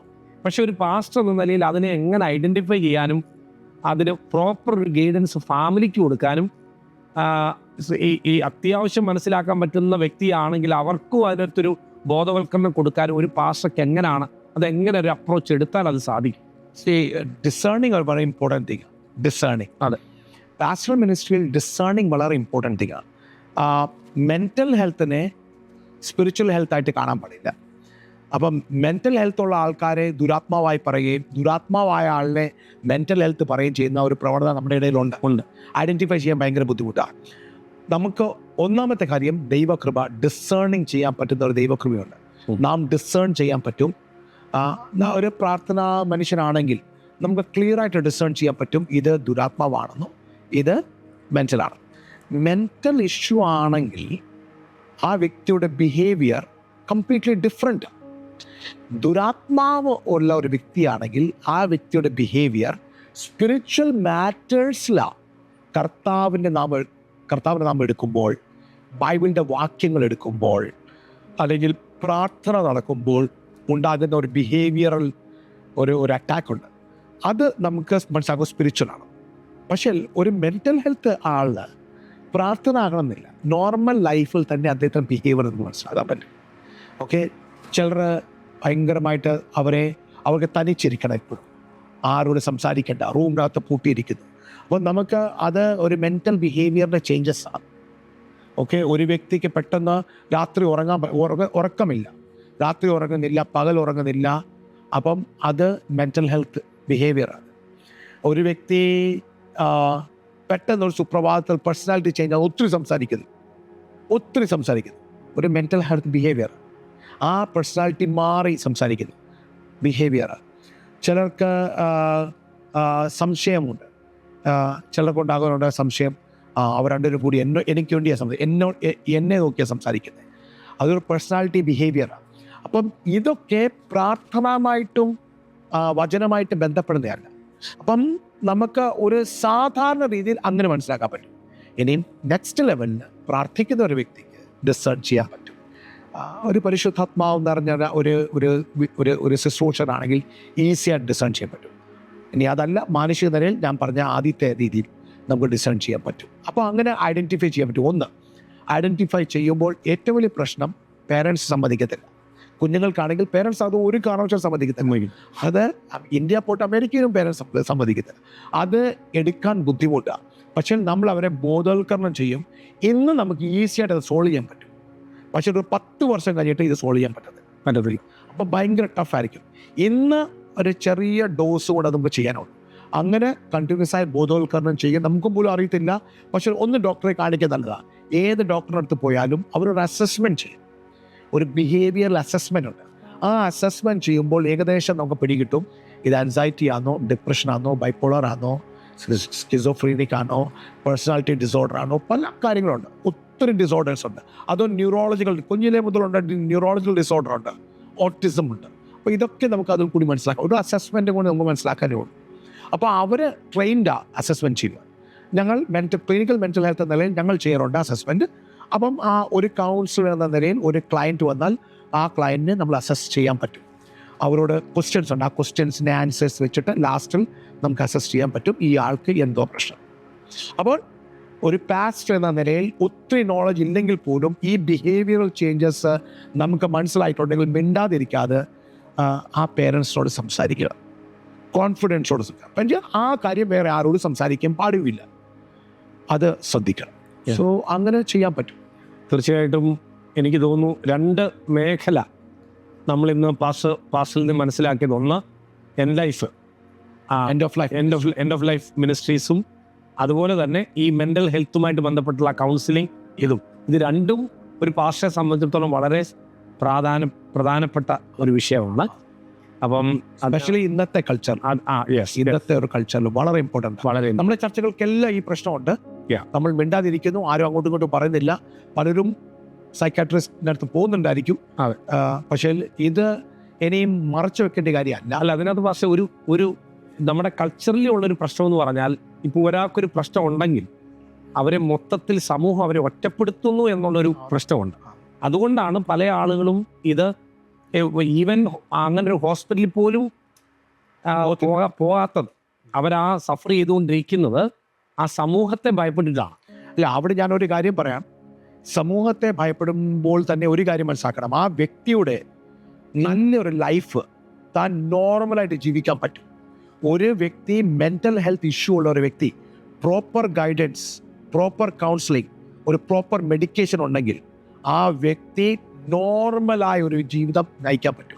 ഇനിയും നിങ്ങൾ അതിനുവേണ്ടി പോയില്ലെങ്കിൽ, അതാ ഞാൻ എല്ലാ പ്രേക്ഷകരോടും പറയാൻ ഉദ്ദേശിക്കുന്നത്, നിങ്ങൾ അതിനുവേണ്ടി പോയില്ലെങ്കിൽ ആ വ്യക്തി, ആ കുഞ്ഞ് വളർന്നു വരുമ്പോൾ ഭയങ്കര പരിതാപകരമായ ഒരു എൻഡിങ് ആയിരിക്കും. അപ്പോൾ സമൂഹം മൊത്തം അറിയും. ഇത് സമൂഹം അറിയുന്നില്ല. അറ്റ്ലീസ്റ്റ് ഒരു നോർമൽ ലൈഫ്, ഒരു വ്യക്തിക്ക് ADHDയോ ഒരു ഡിപ്രഷനോ ഒരു ആൻസൈറ്റി ഉണ്ടെങ്കിൽ ആ വ്യക്തി നോർമലായിട്ട് ജീവിക്കാൻ പറ്റും. അതിൻ്റെ എപ്പോഴും ഓർക്കണം, മെൻ്റൽ ഹെൽത്തിന് 2 കാര്യം വേണം. കൗൺസിലിങ്ങും വേണം, മെഡിസിനും വേണം. മെഡിസിൻ മാത്രം വർക്ക് ചെയ്യത്തില്ല, കൗൺസിലിംഗ് മാത്രം വർക്ക് ചെയ്യത്തില്ല. ഇത് ഞാൻ പ്രേക്ഷകരോട് പറയാൻ ആഗ്രഹിക്കുന്നു. എപ്പോഴും ഓർക്കണം, ഒരു മെൻ്റൽ ഹെൽത്ത് ഇഷ്യൂ ഉണ്ടെങ്കിൽ അതിൻ്റെ ഈ 2 കാര്യം ഇമ്പോർട്ടൻറ്റാണ്. മെഡിസിൻ ഇമ്പോർട്ടൻറ്റാണ്, കൗൺസിലിംഗ് ഇമ്പോർട്ടൻറ്റ്. ചിലർ പറയും മെഡിസിൻ മാത്രം മതി, എഫക്റ്റ് ആകത്തില്ല. പലരും നോക്കിക്കോ, മെഡിസിൻ എടുക്കുന്ന പലരും പെട്ടെന്ന് മെഡിസിൻ നിർത്തും. അതിൻ്റെ കാരണം എന്താ അറിയാം, അവരെ കൗൺസിൽ ചെയ്യുന്നില്ല. അപ്പോൾ ഒരു കൗൺസിലറിൻ്റെ അടുത്ത് വരുമ്പോൾ കൗൺസിലർ അവരെ കൗൺസിൽ ചെയ്തുകൊണ്ടിരിക്കും. മെഡിസിൻ വേണം, അത്യാവശ്യമാണ്. ബാക്കി മെഡിസിൻ പോലല്ല മെൻ്റൽ ഹെൽത്തിൻ്റെ മെഡിസിൻ. മെൻ്റൽ ഹെൽത്തിൻ്റെ മെഡിസിൻ വളരെ ലൈറ്റാണ്. അത് ഒരു ബോഡിക്കകത്ത് കിക്ക് ഇൻ ചെയ്യണമെങ്കിൽ 7 to 10 days എടുക്കും. മീൻസ് ആദ്യം ഒരു ദിവസം ഒരു മെഡിസിൻ എടുക്കുമ്പോൾ അതിൻ്റെ എഫക്റ്റ് അന്ന് കാണത്തില്ല. 10 ദിവസം കഴിഞ്ഞിട്ടേ അതിൻ്റെ എഫക്റ്റ് കാണത്തുള്ളൂ. അപ്പോൾ അത്രയും ദിവസം ഈ വ്യക്തി ബൂസ്റ്റ് ചെയ്ത് കൗൺസിൽ ചെയ്ത് മെഡിസിൻ എടുപ്പിക്കണം. എടുത്തു കഴിയുമ്പോഴാണ്, ഒരു 10 ദിവസം കഴിയുമ്പോഴാണ് ഈ മെഡിസിൻ കുറയ്ക്കണോ കൂട്ടണോ എന്ന് ഡോക്ടർ മനസ്സിലാക്കുന്നത്. അത് ടൈട്രേറ്റ് ചെയ്യും. അപ്പോൾ ഈ കൗൺസിലറും സൈക്കാട്രിസ്റ്റും കൂടി ഹെൽപ്പ് ചെയ്യുന്ന ഈ പേരൻസിനെ അല്ലെങ്കിൽ ഈ വ്യക്തിയെ ഹെൽപ്പ് ചെയ്യുന്നത് ടൈട്രേറ്റ് ചെയ്യാൻ, കുറയ്ക്കണോ കൂട്ടണോ. അങ്ങനെ കുറയ്ക്കുകയും കൂട്ടുകയും ചെയ്യുമ്പോൾ ബാലൻസ് ആയിട്ട് പോകും. ഇടയ്ക്ക് കൂട്ടേണ്ടി വരും, കുറയ്ക്കേണ്ടി വരും. അപ്പോഴും ഓർക്കണം, ചിലപ്പോൾ ഈ വ്യക്തി മിസ് ചെയ്യും. ഒരു 2 മാസത്തിന് ശേഷം ഒരു ദിവസം മിസ് ചെയ്യുമ്പോൾ അവരോർക്കും, എനിക്കൊന്നും എഫക്റ്റ് ഉണ്ടായില്ലല്ലോ, കുഴപ്പമില്ല. സെക്കൻഡ് ഡേ മിസ് ചെയ്യും, തേർഡ് ഡേ. അപ്പോൾ അവരെടുക്കും, എനിക്ക് ദൈവം ഹീൽ ചെയ്തു. അങ്ങനെ എന്താ അറിയാമോ, ഇത് കിക്ക് ഇൻ ചെയ്യാൻ 10 ദിവസം എടുത്തപ്പോൾ തന്നെ കിക്ക് ഔട്ട് ആകാനും 10 ദിവസം എടുക്കും. 10 ദിവസം കഴിയുമ്പോഴത്തേക്കിന് ഈ വ്യക്തിയുടെ സ്ഥിതി ഭയങ്കര മോശമായിരിക്കും. പിന്നെ ഇവനെ തിരിച്ച് നോർമലിൽ കൊണ്ടുവരണമെങ്കിൽ അടുത്ത 10-15 days ടൈട്രേറ്റ് ചെയ്ത ഹെവി ഡോസ് കൊണ്ട് കൊണ്ടുവരണം. സോ അതുകൊണ്ടാണ് പറയുന്നത്, കൗൺസിലിംഗ് നിങ്ങൾക്ക് ആർക്കെങ്കിലും അങ്ങനെ ഒരു പ്രശ്നം ഉണ്ടെങ്കിൽ, നിങ്ങളുടെ ചർച്ചിലുണ്ടെങ്കിൽ തീർച്ചയായിട്ടും ഒരു കൗൺസിലറിനെ അപ്രോച്ച് ചെയ്യണം. ആ കൗൺസിലർ ഒരു നല്ല കൗൺസിലർ ആണെങ്കിൽ നിങ്ങളുടെ പാസ്റ്റർ കൗൺസിലർ ആകണമെന്നില്ല, ഒരിക്കലും ഇല്ല. നിങ്ങൾ ഒരു പ്രൊഫഷണൽ കൗൺസിലറിനെ അടുത്ത് പോവുകയും ആ കൗൺസിലർ ഒരിക്കലും ഇതാരോടും പറയത്തില്ല. ആ കൗൺസിലർ തന്നെ സൈക്കാട്രിസ്റ്റ് അടുത്ത് വിടുകയും ചെയ്യും. അവർ തമ്മിലുള്ള കോമ്പിനേഷനിൽ ഒരു വ്യക്തി ഡീസൻ്റ് ആയിട്ട് ലോങ് ലൈഫ് നല്ലപോലെ ജീവിക്കാൻ പറ്റും. ആ ഹോപ്പ് നിങ്ങൾക്ക് തരാൻ ആഗ്രഹിക്കും. പക്ഷേ ഈ നമ്മുടെ സാധാരണ പാസ്റ്റേഴ്സ് അവർ കൗൺസിലിംഗ് കഴിഞ്ഞവരല്ല, കൗൺസിലേഴ്സ് അല്ല. അപ്പം പക്ഷേ ചില ആൾക്കാർ അങ്ങ് കൗൺസിലിംഗ് അങ്ങ് ചെയ്യാറുമുണ്ട്. അതൊരു അപകടമല്ലേ? ഭയങ്കര വലിയ അപകടം. അവർക്കറിയാത്തൊരു കാര്യങ്ങളെ അവർ ഡീൽ ചെയ്യുമ്പോൾ. ഈവൻ യുണൈറ്റഡ് സ്റ്റേറ്റ്സിൽ ഞാൻ പാസ്റ്റർ ആയിരിക്കുവാണെങ്കിൽ എൻ്റെ ചർച്ചിലൊരു ബിലീവറിനെ ഞാൻ കൗൺസിൽ ചെയ്യാൻ പറ്റത്തില്ല. അത് ഡ്യുവൽ റിലേഷൻഷിപ്പ് ആവും. കൗൺസിലിങ്ങിൻ്റെ നിയമം അനുസരിച്ച് ഞാൻ ഒരു പാസ്റ്ററാണ്, എൻ്റെ ചർച്ചിലെ ഒരു വിശ്വാസിയെ എനിക്ക് ക്ലിനിക്കൽ മെൻ്റൽ ഹെൽത്ത് കൗൺസിലിംഗ് ചെയ്യാൻ പറ്റത്തില്ല. റൂൾ എന്നെ അനുവദിക്കുന്ന ലൈസൻസ് ക്യാൻസലാണ്. അപ്പോൾ ഞങ്ങളുടെ അവിടെ കൗൺസിലിംഗ് ചെയ്യണമെങ്കിൽ ലൈസൻസ് വേണം. ഞാൻ ഈ കൗൺസിലിംഗ് പഠിക്കാനുള്ള ഒരു കാരണം ലൈസൻസ് ഇല്ലാത്തത് കൊണ്ട് നമുക്ക് കൗൺസിലിംഗ് ചെയ്യാൻ പറ്റത്തില്ല. അപ്പോൾ ലൈസൻസിന് വേണ്ടി തന്നെ ഇത് ചെയ്തത്. ഇനിയും അതുകൊണ്ട് പാസ്റ്റർമാർ കൗൺസിലിംഗ് അറിയാത്ത ഒരാൾ തീർച്ചയായിട്ടും ഇത് ചെയ്യല്ലേ. കാരണം ഭയങ്കര അപകടമാണ്. നമ്മളൊരു വ്യക്തിയെ തെറ്റിദ്ധരിപ്പിച്ച് ആ വ്യക്തിയുടെ ജീവിതം അപകടത്തിലേക്കാണ് കൊണ്ടുപോകും. നമ്മൾ സ്കിൽഡ് അല്ല. നമ്മൾ സ്കിൽഡ് അല്ല. ഈവൻ കൗൺസിലിങ്ങിനകത്ത് പോലും ഫാമിലി കൗൺസിലിംഗ് ചെയ്യാത്ത ആൾ ഫാമിലി കൗൺസിലിംഗ് ചെയ്യാൻ പാടില്ല. ഒരു കൗൺസിലിംഗ് പഠിച്ചത് കൊണ്ട് ഫാമിലി കൗൺസിലിങ്ങും പോസ്റ്റ് മാരിറ്റലും പ്രീ മാരിറ്റലും മെൻ്റൽ ഹെൽത്തും എല്ലാം ചെയ്യാൻ പറ്റത്തില്ല. നമ്മൾ ഓരോ കാര്യത്തിൽ സ്പെഷ്യലൈസ് ചെയ്യും. ആ സ്പെഷ്യലൈസ് ചെയ്ത സബ്ജക്റ്റിന് മാത്രമേ നമുക്ക് കൗൺസിലിംഗ് ചെയ്യാൻ പറ്റത്തുള്ളൂ. എല്ലാത്തിനും പിടിച്ച് കൗൺസിലിംഗ് ചെയ്യാൻ പറ്റില്ല. അതുകൊണ്ട് അത് വലിയൊരു അപകടമാണ്. കൗൺസിൽ പഠിക്കാത്ത, കൗൺസിൽ സ്കിൽ ഇല്ലാത്ത ഒരാൾ കൗൺസിലിങ്ങിന് പോകുന്നത്. പിന്നെ പാസ്റ്ററൽ കൗൺസിലിംഗ് ചെയ്യാൻ പറ്റും. എല്ലാ പാസ്റ്റർമാർക്കും പാസ്റ്ററൽ കൗൺസിലിംഗ് ചെയ്യാൻ പറ്റും. അത് നമ്മൾ സാധാരണ ഒരു വീട്ടിൽ പോയി ചെയ്യുന്ന കൗൺസിലിംഗ് പാസ്റ്ററൽ കൗൺസിലിംഗ് അത് ചെയ്യാൻ പറ്റും. പക്ഷേ മെൻ്റൽ ഹെൽത്ത് കൗൺസിലിംഗ് നാം ചെയ്യാൻ പാടില്ല. തീർച്ചയായിട്ടും ഇത്രയും സമയം പാസ്റ്റർ രണ്ട് പ്രധാനപ്പെട്ട മേഖലകളെക്കുറിച്ച് ഒരു ബോധവൽക്കരണം അനുഭവത്തിൽ നിന്ന്, വെറുതെ പറയുകയല്ല, നമ്മുടെ അനുഭവത്തിൽ നിന്നാണത് പറയുന്നത്. അതിന് ഒത്തിരി പവറുണ്ട്. അപ്പോൾ നമ്മൾ ഈ എപ്പിസോഡ് അവസാനിപ്പിക്കുമ്പോൾ പാസ്റ്റർക്ക് സഭകളോട്, നേതൃത്വത്തോട്, പാസ്റ്റേഴ്സിനോട് ഒക്കെ പറയാനുള്ള പ്രധാനപ്പെട്ട, ഇനി ഞാൻ ചോദിക്കാൻ മിസ് ചെയ്ത ഏതെങ്കിലും ഉണ്ടെങ്കിൽ അതൊന്ന് അഡ്രസ്സ് ചെയ്യണം എന്ന് വിചാരിച്ച കാര്യങ്ങളൂടെ ഒന്ന് പറയാം. Thank you. സഭകളോടും ദേവദാസന്മാരോടുമുള്ള എൻ്റെ ഒരു അഡ്വൈസ്, ഒരു സജഷൻ, പാസ്റ്ററൽ കെയർ വളരെ ഇമ്പോർട്ടൻ്റ് ആണ്. നാം ഒരു ചർച്ചിൻ്റെ പാസ്റ്ററായി തീരുമ്പോൾ അവർ നമ്മളെ വിശ്വസിച്ച് എല്ലാം അവരുടെ ജീവിതമായിക്കോട്ടെ, അവരുടെ പണമായിക്കോട്ടെ, അവരുടെ കുഞ്ഞുങ്ങളായിക്കോട്ടെ, അവരുടെ കുടുംബ വിശേഷങ്ങളായിക്കോട്ടെ, കുടുംബത്തിൻ്റെ പ്രശ്നങ്ങളായിക്കോട്ടെ, ഇതെല്ലാം നമ്മളെടുത്ത് കൊണ്ടുപോകുമ്പോൾ വളരെ പ്രതീക്ഷയോടെ അവർ വരുന്നത്. ആ പ്രതീക്ഷയോട് വരുന്ന ജനത്തോട് നാം വിശ്വസ്തത പാലിക്കണം. അതിനുവേണ്ടി ഒരു ഹോളിസ്റ്റിക് അപ്രോച്ച്, ഒരു വ്യക്തിയുടെ ആകുവോളമല്ല, അവൻ്റെ മെൻ്റൽ, സ്പിരിച്വൽ, ഫിസിക്കൽ, ഫൈനാൻഷ്യൽ എല്ലാ തലത്തിലും അവരെ ഗ്രോ ചെയ്യാൻ പറ്റുന്ന നിലവാരത്തിലുള്ള ഒരു പാസ്റ്ററൽ കെയർ നമ്മൾ കൊടുക്കണം. അപ്പോൾ തന്നെ നമ്മുടെ ഒരു പാസ്റ്ററൽ കെയറിൻ്റെ ഇമ്പാക്റ്റ് ഒരു ലൈഫ് ലോങ് ഇമ്പാക്റ്റാണ്. സ്പെഷ്യലി ഒരു വ്യക്തി, ഞാൻ പറഞ്ഞ പോലെ എൻഡ് ഓഫ് ലൈഫ് മിനിസ്ട്രിക്ക് വേണ്ടി പോകുമ്പോൾ, എൻഡ് ഓഫ് ലൈഫ് മിനിസ്ട്രിയിൽ നമ്മുടെ റോൾ വലിയ റോളാണ്. ആ റോളിൽ ആ വ്യക്തിക്ക് മാത്രമല്ല ആശ്വാസം പകരുന്നത്, ആ കുടുംബത്തിനും ആശ്വാസം പകരണം. നാം അതിനുവേണ്ടി കമ്മിറ്റഡ് ആണെങ്കിൽ ദൈവം നാം അറിയാതെ ഒന്നും ചെയ്യാൻ അനുവദിക്കത്തില്ല. ദൈവം നമ്മളെ ആ സ്ഥലത്ത് അവിടെ ആക്കും. അപ്പോൾ അവർക്ക് അവരുടെ ദുഃഖം ഒപ്പിയെടുക്കുവാൻ, അവരുടെ കണ്ണീർ ഒപ്പിയെടുക്കുവാൻ ദൈവം നമ്മളെ ബലപ്പെടുത്തും.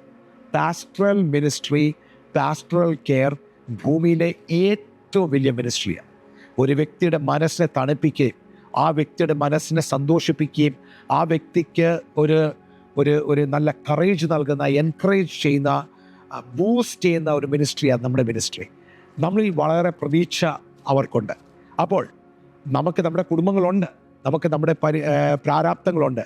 പക്ഷേ അതിനേക്കാട്ടിലും വലിയ നമ്മളെ ഏൽപ്പിച്ച, ശുശ്രൂഷയിൽ ഏൽപ്പിച്ച ആടുകൾ, ചർച്ചിൻ്റെ ബിലീവേഴ്സ്, ദൈവം നമ്മളെ ഏൽപ്പിച്ചതാണ്. അവർക്ക് വേണ്ടി നാം ശ്രേഷ്ഠ ഇടയനാകാൻ പറ്റത്തില്ല, പക്ഷെ നല്ലൊരു ഇടയനാകാൻ പറ്റും. ശ്രേഷ്ഠ ഇടയൻ കർത്താവാണ്. നമ്മൾ നല്ലൊരു ഇടയനാകാൻ പറ്റും. അപ്പോൾ ആ ഒരു മിനിസ്ട്രി നമ്മൾ ടേക്ക് കെയർ ചെയ്യുക. അപ്പോൾ തന്നെ എല്ലാം സ്പിരിച്വലൈസ് ചെയ്യാതെ, ഒരു വ്യക്തിയുടെ പ്രയാസങ്ങൾ കാണുമ്പോൾ, ഭാരം കാണുമ്പോൾ അതിനെയൊക്കെ ദുരാത്മാവാണെന്ന് വ്യാഖ്യാനിക്കാതെ, മാനസികമാണെന്ന് മനസ്സിലായി, നമുക്കെല്ലാം അറിയത്തില്ലെങ്കിലും എല്ലാ ആൻസർ അറിയണമെന്നില്ല. ഒരാൾ നമ്മളോട് ക്വസ്റ്റ്യൻ ചോദിക്കുമ്പോൾ ആൻസർ അറിയണമെന്നില്ല. നമുക്ക് പറയാൻ പറ്റും, ഗിവ് മി എ ടൈം, ഞാൻ അതൊന്ന് ചിന്തിച്ചിട്ട് പറയാം, എനിക്കതിൻ്റെ ആൻസർ ഒന്ന് ചിന്തിക്കണം എന്ന് ചിന്തിച്ചിട്ട് സമയമെടുത്ത് പറയുന്നതിൽ ഒരു ബുദ്ധിമുട്ടില്ല. നമ്മളെ ആരും അവിടെ താഴ്ത്തി കെട്ടുകയില്ല. അതുകൊണ്ട് ഒരു പാസ്റ്ററൽ കെയറിൽ എല്ലാ ഹോളിസ്റ്റിക് അപ്രോച്ച് നമ്മൾ അപ്രോച്ച് ചെയ്താൽ കർത്താവ് തീർച്ചയായിട്ടും നമ്മളെ ബലപ്പെടുത്തും. പിന്നെ അടുത്തൊരു കാര്യം, വായനാശീലം ഉണ്ടാകുക, അധികമായി പഠിക്കുക. എവിടെയെങ്കിലും പഠിക്കാൻ പറ്റുന്ന ഒരു കോഴ്സ് ഉണ്ടെങ്കിൽ, ആരെങ്കിലും ഇപ്പോൾ ഇൻ്റർനെറ്റിലൊക്കെ ഒത്തിരി ഫ്രീ കോഴ്സസ് ഉണ്ട്, ആരെങ്കിലും ഇതുപോലത്തെ കാര്യങ്ങൾ നമ്മൾ അറിയാത്ത ഒരു സബ്ജക്റ്റ് പറയുമ്പോൾ അത് കേൾക്കാൻ തയ്യാറാകണം. ഞാനൊരു പാസ്റ്റർ, ഒത്തിരി പ്രീച്ചിങ് ഞാൻ ചെയ്യാറുണ്ട്. പക്ഷേ ഒരാഴ്ചയിൽ അറ്റ്ലീസ്റ്റ് ഒരു 10 നല്ല പ്രാസംഗ്യമാരുടെ പ്രസംഗം ഞാൻ കേൾക്കാറുണ്ട്. അത് എന്നെ തന്നെ ബിൽഡ് ചെയ്യാൻ വേണ്ടിയാണ്. വളരെ ബ്ലസ്സഡായി ദൈവത്താൽ ഉപയോഗിക്കപ്പെടുന്ന നല്ല ദൈവദാസന്മാരുടെ ഒരു മിനിമം 10 സെറമണിയിൽ ഞാൻ ഒരാഴ്ച കേൾക്കാറുണ്ട്. അപ്പോൾ അത് എന്നെ ബിൽഡ് ചെയ്യാൻ വേണ്ടിയാണ്. അപ്പം നമ്മൾ മറ്റുള്ളവരിൽ നിന്ന് പഠിക്കുന്ന വളരെ ഇമ്പോർട്ടൻറ്റാണ്. ഞാൻ ഇന്നും ഒരു സ്റ്റുഡൻറ്റാണ്. ഒരു പുതിയ കാര്യം കണ്ടാൽ ഇന്നും പഠിക്കാൻ വേണ്ടി ഞാൻ ഇനത്തിനെ അതിനുവേണ്ടി അവൈലബിൾ ആകും. അപ്പം അത് നമ്മൾ ചെയ്യണം. അപ്പോൾ പാസ്റ്ററൽ മിനിസ്ട്രിയിൽ ഈ വക കാര്യങ്ങൾ നമ്മൾ അറിഞ്ഞിരിക്കണം. ഈ വക കാര്യങ്ങളിൽ നമ്മൾ ശ്രദ്ധ പതിക്കുകയാണെങ്കിൽ ദൈവജനം നമ്മളെ സ്നേഹിക്കും. അവർ നമ്മളെയും കരുതും, നമ്മൾ അവരെയും കരുതും. ഒരു ഒറ്റക്കെട്ട് നല്ല യൂണിറ്റി ആയിട്ട് നമുക്ക് നിൽക്കാൻ പറ്റും. അപ്പോൾ പാസ്റ്ററൽ മിനിസ്ട്രി പ്രീച്ചിങ്ങിനെക്കാട്ടിലും അപ്പുറം അവരോടൊപ്പം ലൈഫ് ഷെയറിംഗ് ആണെന്ന് ഞാൻ കൺക്ലൂഡിങ് വാക്കിൽ പറയാം. സോ അവരോടൊപ്പം ഇരിക്കുക, അവരോടൊപ്പം നടക്കുക, അവരുടെ ദുഃഖത്തിൽ അവരുടെ സന്തോഷത്തിൽ പങ്കാളികളാകുക. അവരോടൊപ്പം നിന്നാൽ ഈ ചർച്ച് വിട്ടിട്ടോ നിങ്ങളെ വിട്ടിട്ടോ അവരാരും പോവുകയില്ല. അവരെവിടെ പോയാലും അവർ നിങ്ങളുടെ അടുത്ത് വന്നിരിക്കും. കാരണം നിങ്ങൾ അവരെക്കുറിച്ച് കരുതുന്നു. അങ്ങനെ കരുതുന്ന ഒരു പാസ്റ്ററിനെ സംബന്ധിച്ച് ദൈവം പോലും വചനത്തിൻ്റെ വെളിപ്പാടുകൾ നൽകി അവരെ അന്നന്ന് പോഷിപ്പിക്കേണ്ടിയ ദൈവവചനം നമുക്ക് നൽകി തരികയും ചെയ്യും. നമ്മുടെ പ്രീച്ചിങ് മിനിസ്ട്രി എഫക്റ്റീവ് ആകും. പ്രീച്ചിങ് മിനിസ്ട്രി എഫക്റ്റീവ് ആകുന്നത് അവരോടൊപ്പമുള്ള നമ്മുടെ ജീവിതമാണ്. കർത്താവ് പോലും ആ ഒരു റവലേഷൻ നമുക്ക് പകർന്നു തരും. അപ്പോൾ തീർച്ചയായിട്ടും ദൈവം അതിനുവേണ്ടി നമ്മളെ സഹായിക്കും. അപ്പോൾ ഇത്രയും ശ്രദ്ധിച്ച നിങ്ങൾക്ക് എല്ലാവർക്കും വളരെ നന്ദി. ദൈവം അനുഗ്രഹിക്കട്ടെ. ഇത്രയും സമയം ജീവിതത്തിൻ്റെ അനുഭവങ്ങളിൽ നിന്ന് 32 വർഷത്തെ പാസ്റ്റർ മിനിസ്ട്രിയിൽ നിന്ന് നേടിയെടുത്ത അറിവുകൾ, അനുഭവങ്ങൾ, ദൈവം നൽകിയ ആ വലിയ അനുഭവ സമ്പത്ത് ഈ പ്രേക്ഷകരോട് പങ്കുവച്ചതിനും ഈ വിലപ്പെട്ട സമയം ഞങ്ങളോടൊപ്പം ചെലവഴിച്ചതിനും ഞങ്ങൾ ഹൃദയം നിറഞ്ഞ നന്ദി അറിയിക്കുന്നു. ദൈവം പിന്നെയും അനേക കുടുംബങ്ങൾക്ക്, അനേക ജനങ്ങൾക്ക് അനുഗ്രഹമായി മാറാൻ പാസ്റ്റർ ദൈവം സഹായിക്കട്ടെ എന്ന് ആത്മാർത്ഥമായി പ്രാർത്ഥിക്കുകയും ആശംസിക്കുകയും ചെയ്യുന്നു. ദൈവം അനുഗ്രഹിക്കട്ടെ. Thank you so much. ഇത്രയും സമയം വളരെ മനോഹരമായി ജീവിതത്തിലെ അനുഭവങ്ങൾ ഡോക്ടർ ഷിബു തോമസ് അറ്റ്ലാന്റ നമ്മളോട് പങ്കുവച്ചു.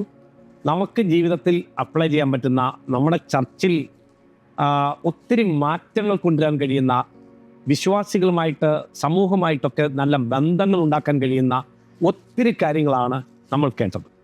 അത് നമുക്കും ഒന്ന് ജീവിതത്തിലേക്ക് പ്രാവർത്തികമാക്കാൻ നമുക്ക് ശ്രമിക്കാം. പുതിയ ഒരു വിഷയവും പുതിയൊരു വ്യക്തിയുമായിട്ട് നമ്മൾ ഫേസ് ടു ഫേസിൽ വീണ്ടും കണ്ടുമുട്ടും.